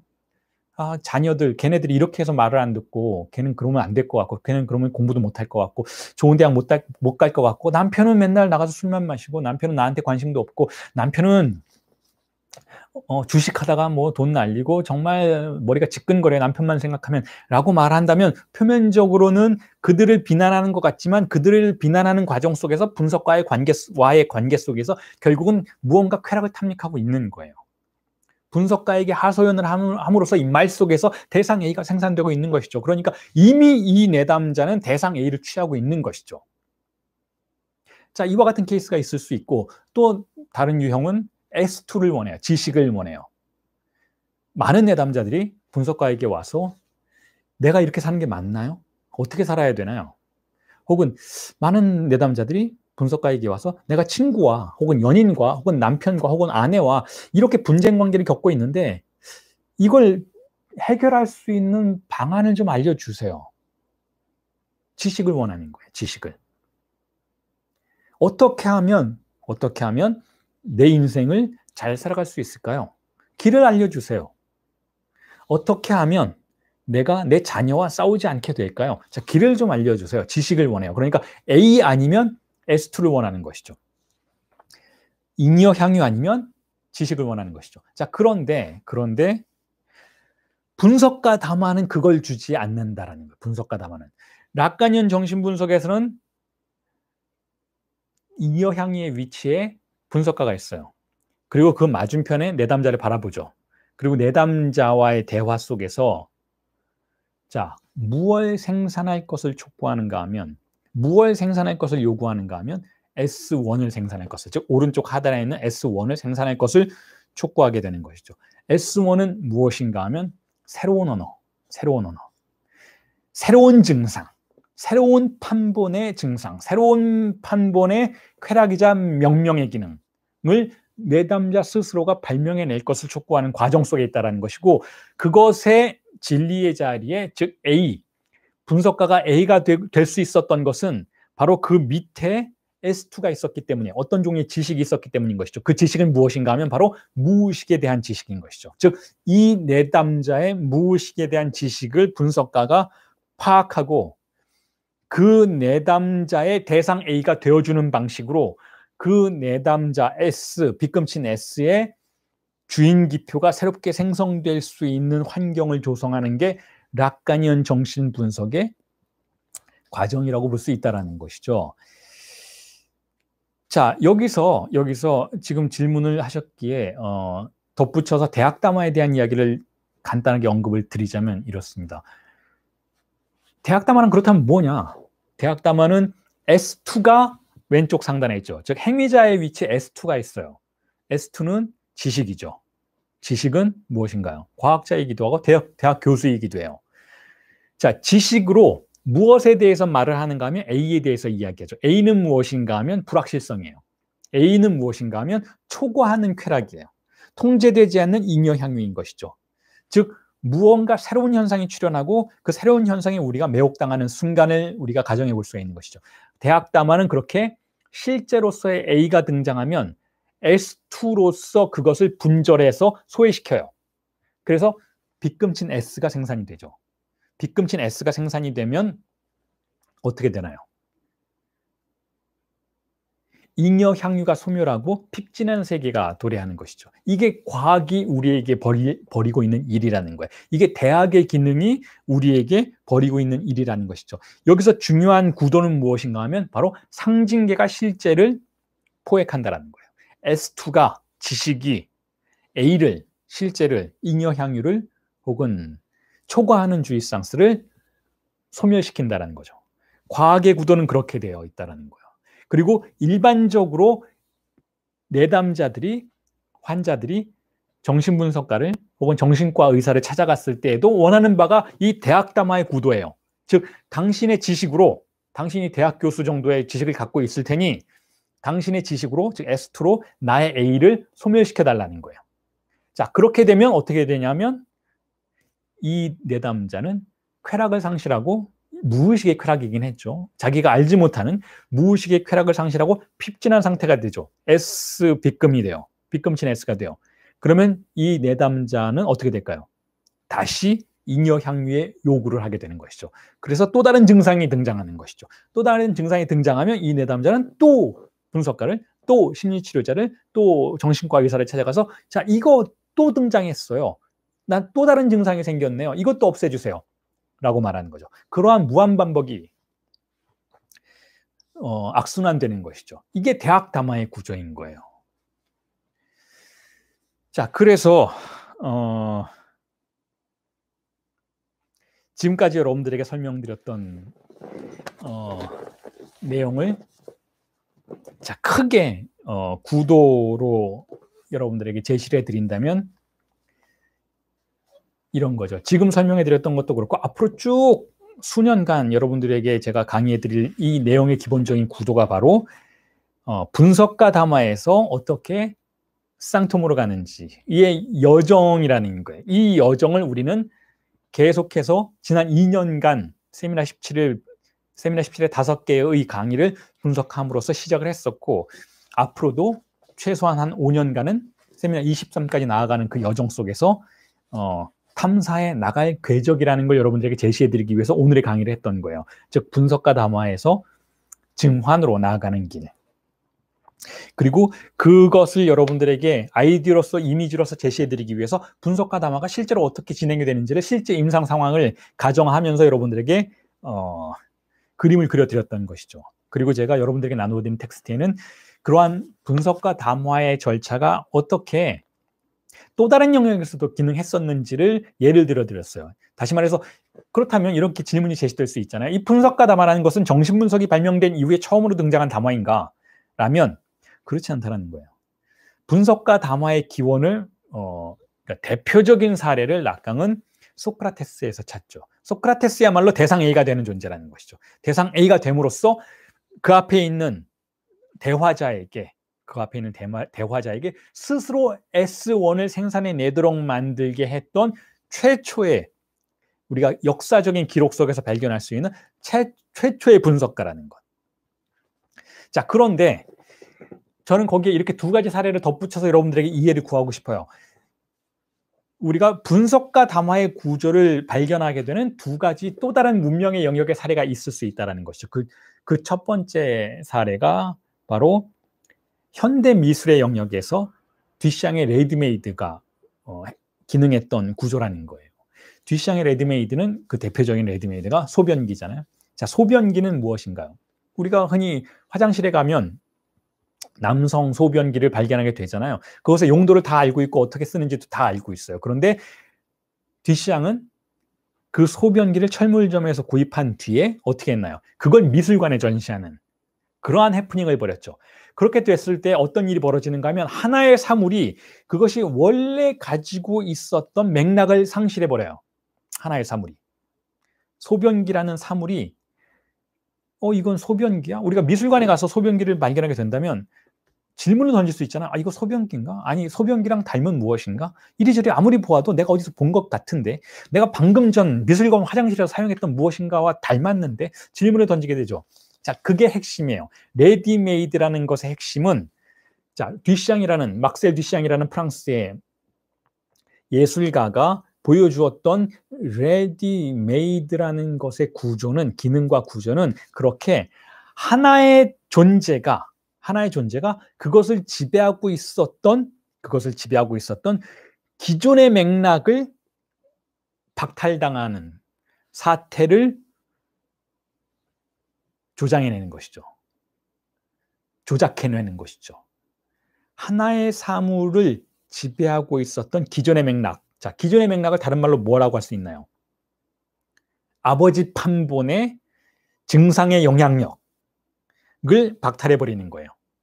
혹은 고정관념을 박탈해버리는 것이죠. 물론 고정관념이 그냥 박탈되지는 않아요. 듀샹이라는 예술가가 자신의 예술가로서의 아우라를 그 안에 던져 넣었기 때문에 소변기가 기존의 맥락을 박탈당할 수 있었던 것이죠. 그냥 누군가가 철물점에서 뭐 하나 사와갖고 이렇게 방 안에 갖다 놓고 거실에 갖다 놓고 이건 소변기가 아니야 라고 아무리 우겨도 사람들이 잘 믿지 않을 거예요. 그런데 그걸 미술사라는 어떤 맥락 안에서 그렇게 하니까 거기에 아우라가 생긴 거죠. 이건 아닐 수도 있겠네라는 의심을 잠깐이나마 우리가 할 수 있게 되는 것이죠. 혹은 이 예술가는 이걸 뭔가 다르게 바라보아주기를 우리에게 원하는 것 같아 라는 환상 속으로 빠져들게 됨으로써 결국은 우리는 그 사물 자체가 원래 가지고 있었던 맥락을 잠시 밀어낼 수 있는 환경 속으로 들어가게 되는 것이죠. 자, 그게 레디메이드의 기본이라는 거예요. 그렇다면 하나의 물건이 결국은 기존의 맥락을 상실하는 사태 속에서 있음에도 불구하고 우리의 관심을 계속 끈다면 그것은 무엇이 되냐? 바로 대상 A가 되는 것이죠. 만약에 그 대상이 기존의 맥락을 계속 유지하면서 우리의 관심을 끌면 그건 무엇이 되냐? 그건 팔로스가 되는 거예요. 그런데 기존의 맥락을 상실한 상태에서 기존의 맥락을 낸 상태에서도 계속해서 우리에게 그것이 욕망의 대상, 욕망이 향하는, 리비도가 향하는 대상이 된다면 그것은 대상 A가 되는 것이고, 그렇게 함으로써 뒷시장의 레디메이드는 어떻게 우리를, 어떤 상황으로 또한 우리를 끌고 가게 되는 것인가요? 우리는 그 미술 작품과 마주하고 우리 자신을 되돌아보게 되죠. 우리 자신을 구성하고 있는, 자, 미술관에서 우리가 뒷시장의 소변기를 받고, 뒷시장의 소변기가 결국은 하나의 기본적인 산물에서 하나의 사물로 이행하는 경험을 우리에게 가져다 주었다면, 그거 참 신기하다, 그럴 수도 있구나, 하나의 사물이 전혀 다른 방식으로 보여질 수도 있구나, 혹은 기존의 맥락이 완전히 씻겨나간 상태에서 사물을 보니 그것 자체가 기괴한 매력을 우리에게 발산하는구나라는 걸 체험한 관객은 미술관을 떠나서 어떻게 되나요? 자신의 일상적인 사물들도 그렇게 바라볼 수 있는 가능성으로 들어가겠죠. 즉, 자신 또한 아버지 판본의 권력이 아닌, 상식의 권력이 아닌, 고정관념의 권력이 아닌 상태로, 그것을 진공으로 밀어낸 상태에서 사물과 만나고 사물의 이름을 부여할 수 있는 가능성과 만나게 된다는 것이죠. 자, 그게 바로 분석가 담화의 구도와 동일하다라는 거예요. 분석가 스스로가 뒷시장의 소변기처럼 되는 거예요. 분석가가 스스로 대상 A가 된다는 건 무슨 뜻인가 하면, 분석가가 위치한 그 분석실의 내 벽으로 둘러싸여 있는 이 공간이 외부의 팔루스의 영향력이 미치지 못하는 장소로, 텅 빈 장소로 사물화된다라는 것이죠. 대상 A화된다라는 거예요. 거기에 내담자는 계속해서 관심을 갖고 신기해하고 욕망을 투여하고는 있지만, 그럼에도 불구하고 거기에는 팔루스가 없어요. 팔루스의 중력장이 미치지 못한다라는 것이죠. 그와 같은 방식으로 분석가는 스스로를 대상 A로서 제시하고, 대상 A로서 제시하는 방식으로 내담자를 바라보면, 내담자는 자신의 삶에서도 그와 같은 방식으로 팔루스의 명명 기능이, 아버지 판본의 명명 기능이 느슨해진 상태를 경험하게 되고, 그 느슨해진 상태 안에서 일종의 진공 상태로 변화된 그와 같은 사태 속에서 또 다른 새로운 기표를, 새로운 말하기를 발명해낼 수 있는 가능성에 노출된다라는 의미에서, 결국 뒷시장의 레디메이드라는 구조는 분석가 담화의 구조의 또 다른 판본, 아주 유사한 판본, 예술에서의 분석가 담화라고 볼 수 있다는 것이죠. 제가 이 이야기를 아주 오래전에 했어요. 아주 오래전에 제가 락강의 루브르라는 책을 쓰면서 이 부분에 대한 언급을 했었죠. 자, 이게 분석가 담화가 정신분석의 영역이 아니라 또 다른 영역에서도 기능할 수 있었던 사례라고 한다면, 그게 첫 번째, 제가 들 수 있는 첫 번째 사례라고 한다면, 두 번째 사례는 중세 기독교의 물신 개념이에요. 이 얘기도 제가 다른 책에서 많이 했었죠. 물신에 관련된 이야기는 악마의 미학이라는 책에서 많이 했었죠. 자, 중세 기독교의 성물은 무엇인가요? 하나의 성물, 예를 들어서 예수의 가시면류관의 한 조각, 혹은 예수의 시신을 덮었던 그 천의 한 조각, 혹은 뭐 예수의 관의 나무의 한 조각, 이거 다 사기죠, 사실은. 그런 게 있을 수가 없죠. 하지만 중세 때는 그러한 성물들을 실제로 만들어서 파는 사람도 있었고, 그런 걸 통해서 뭐 경제 활동을 하는 사람도 있었을 만큼 이 성물에 대한 숭배가 아주 일반화되어 있었는데, 자, 그런데 그러한 어떤 뭐 세속적인 논점 다 일단 제껴놓고, 성물의 기능은 무엇인가만 집중해서 본다면, 그것이 또한 분석가 담화의 구조를 그대로 반복하고 있다는 것을 우리가 이해할 수가 있어요. 왜냐하면 성물은 무엇인가요? 하나의 물신인데, 어떤 물건 하나인 것이잖아요. 그런데 그 물건은 원래 나무 쪼가리예요. 그 물건은 원래 그냥 천 쪼가리이지만, 그것이 원래 가지고 있었던 그 산물로서의 특징은 일단 배제당하고, 상식의 차원은 일단 씻겨나가고, 이 세속이 접근할 수 있는 아주 성스러운 무언가만 담고 있게 되는 것이죠. 즉, 아주 성스러운 무엇인가라는 것은 세속이 완전히 지워진 상태를 유지할 수 있는 능력이라는 것이죠. 그래서 그 성물이 놓이는 순간, 그 공간은, 최소한 그 공간의 반경 몇십 미터 안에서는 이 성물의 영향력이 일상을 지배하는 세속의 영향력을 압도해버려요. 자, 성스러운 분위기가 된다는 것이죠.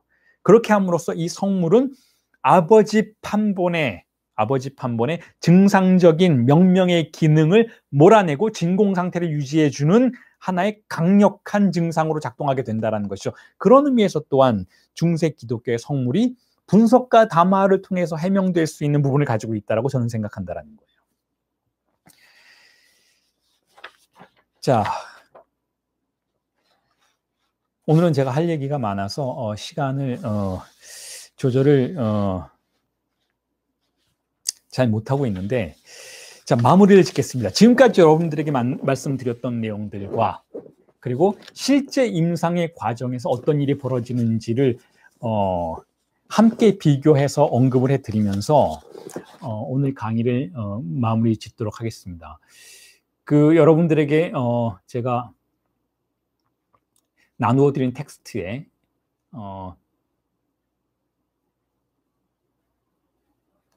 자, 5페이지의 맨 마지막 줄을 보시면 5페이지 맨 마지막 줄을 보시면 제가 두 줄로 중간에 선 하나를 그어놓고 두 줄로 정신분석의 실제 임상 절차가, 즉 분석과 담화의 과정이 어떻게 진행되는지를 표기해 놓았습니다. 그걸 한번 같이 보시면서 오늘 강의를 마무리 짓도록 하겠습니다. 자, 지금까지 제가 여러분들에게 분석과 담화와 관련해서 혹은 쌍텀과 관련해서 혹은 아버지 판본의 증상과 관련해서 혹은 아버지 판본의 증상이 아닌 새로운 기표, 새로운 주인 기표의 발명을 통한 새로운 증상의 발명을 통한 새로운 명명의 기능의 구축을 염두에 두시면서 지금 이 내용을 함께 살펴보셨으면 좋겠어요. 우선 윗줄에 있는 걸 읽어드리겠습니다. 자, 일단 정신분석이란 무엇인가? 락가니안 정신분석뿐만 아니라 프로이트 정신분석이란 무엇인가에 대해서도 거의 비슷한 답변이 제기될 수 있다고 생각이 드는데, 자, 일단 정신분석은 기본적으로는 이거예요. 해석이에요. 해석. 내담자가 오면 내담자가 꿈 이야기를 하죠. 혹은 내담자가 자신이 의식적으로는 이해할 수 없었던 이야기를 하죠. 그걸 우리는 증상이라고 불러요. 증상적인 대상들인 것이죠. 무의식을 구성하는 대상들은 대체로 증상적인 거예요. 왜냐하면 의식적인 차원에서는 설명이 안 되는 부분을 가지고 있으니까. 그걸 우리는 증상적인 대상이라고 부르고, 일단은 그것들을 대상으로 삼죠. 정신분석의 대상은 그거예요. 정신분석은 우리가 의미의 차원에서 다 이해할 수 있는 그런 조언을 해주는 관점이 아니라는 거예요. 정신분석의 대상은, 우리가 정신분석을 하는 이유는 무의식으로부터 우리에게 전달되는 그것들을 해석하는 과정을 1차적인 임무로 삼죠. 즉, 분석가는 일단은 해석해주는 사람이에요. 분석가는. 해석해줌으로써 이 사람의 꿈을 통해서, 내담자의 꿈을 통해서 혹은 내담자의 어떤 설명되지 않는 증상을 통해서 그 사람이 누구인지를, 그 사람의 무의식이 어떤 구조로 되어 있는지를 해석해 주죠. 상징화하죠. 일단 이게 기본적인 절차예요. 분석가는 내담자를 해석합니다. 내담자의 증상을 해석합니다. 이렇게 되면 어떤 일이 벌어지는가 하면, 자, 내담자를 지배하고 있던 언어의 권력이 느슨해져요. 혹은 내담자의 근본 환상을 표지하고 있는 아버지 판본의 기표의 무게가 가벼워지죠. 그렇게 함으로써 내담자의 무의식을 지배하고 있던 타자가 잠시 부재하는 상황들이 벌어져요. 그렇게 함으로써 내담자의 마음속에 공백이 구성이 될 수가 있는 것이죠. 내담자가 더 이상 예전처럼 아버지 판본의 증상을 반복하는 방식으로 쾌락을 탐닉하지 않게 된다는 거예요. 어느 정도의 우울증이 다가오고 어느 정도의 우울한 상태, 조금은 텅 빈 상태가 내담자를 둘러싸게 되는데, 그 상태에서 분석가는 대상 A가 되어주는 거예요. 그 상태에서 대상 A가 되어줌으로써, 즉 분석과 담화를 실질적으로 실행함으로써 분석가는 내담자가 새로운 기표를, 새로운 주인 기표를 생산해낼 수 있도록 계속 말을 시키는 거죠. 계속 말을 시키는 방식으로 새로운 증상이 구성이 되면 분석은 끝이 났다, 종료가 되었다 라고 말해줄 수 있는 거예요. 그게 윗줄에 제가 표기해 놓은 락가니안 정신분석 임상의 실질적인 과정이고, 그걸 지탱하기 위해서 밑에 또 다른 개념들이, 존재적 차원의 개념들이 있죠. 자, 여기서는 일단 분석가가 해석을 하기 위해서는 전이가 일어나야 돼요. 전이가 왜 일어나야 되는가 하면, 내담자가 자신의 무의식을 열어야 돼요. 최소한 꿈을 꾸어야 되고, 최소한 자신의 신뢰를 분석가에게 전달해야 되죠. 무의식이 경계하고 무의식이 자신을 보여주지 않으려고 한다면 자, 해석을 할 어떤 재료가 등장하지 않게 되는 것이죠. 그러니까 해석이 진행이 되려면 전이가 설치가 되어야 한다는 거예요. 전이라는 것은 결국 내담자가 자신의 어린 시절의 상황으로 이 분석 상황을 동일시하는 그러한 과정이 일어나야 한다는 것이죠. 그렇게 함으로써 전이가 설치가 되면 분석가는 아까 말씀드렸던 것처럼 스스로 대상 A가 되어야 하는데 그건 소비되는 대상 A가 아니라 무한성의 대상 A, 즉 공개된 개방된 대상 A가 되어야 한다는 것이고 그런 의미에서 제가 분석가는 실제가 된다라고 표기해 놓았어요. 분석가는 스스로가 실제가 되어야 한다는 것이죠. 즉 공백이 되어야 한다는 것이고 이 공백이라는 것을 지키기 위해서 분석 상황을 고립시켜야 한다는 거예요. 즉 외부에 있는 상식이 이 안으로 들어올 수 없도록 만들어야 한다는 것이죠. 그걸 공백의 도입이라고 표현을 해 놨어요. 그렇게 함으로써 이 내부에서는 아버지 판본의 증상이 작동할 수 없도록 만들고 그렇게 함으로써 마지막으로 제가 엑스 니힐로라고 표현해놨죠. 엑스 니힐로는 세미나 17에서 17이 아니라 7에서 언급했던 락강의 개념인데 결국 무로부터 무언가가 창조될 수 있는 상황을 만들어야 한다는 것이죠. 무로부터 니힐로부터 엑스 무언가가 나올 수 있게 하려면 결국 공백이 설정되어야 한다는 공백이 도입되어야 한다는 것이죠. 그와 같은 과정 속에서 새로운 증상의 구성이 가능해질 거라고 가정해 볼 수 있다는 거죠. 자, 이게 정신분석 임상, 락간형 정신분석의 임상의 자 기본적인 실질적인 토대예요. 실질적으로 어떻게 정신분석이 실천되는가에 대한 설명이었던 것이고 이것을 이론적으로 뒷받침하기 위해서 락강이 이렇게 말하면 굉장히 쉽잖아요. 여러분들에게 이렇게 두 줄로 딱 설명을 드리면 이렇게 간단한 거였어 라고 생각하실 수 있잖아요. 하지만 이것을 구축해내기 위한 이론적인 타당성을 제시하는 과정이 바로 락강 세미나의 전체적인 이론적 여정이었다는 것이죠. 그 복잡하고 그 아주 정교한 이론적인 구성들이 존재해왔기 때문에 이렇게 간단한 실천적 구도가 제시될 수 있을 거라는 얘기죠. 자, 오늘 강의는 이 정도로 마무리를 짓겠습니다. 마무리를 짓고 다음 주에 본격적으로 세미나 17의 6강의 본문 내용들을 여러분들에게 강의해 드리도록 하겠습니다. 수고하셨습니다.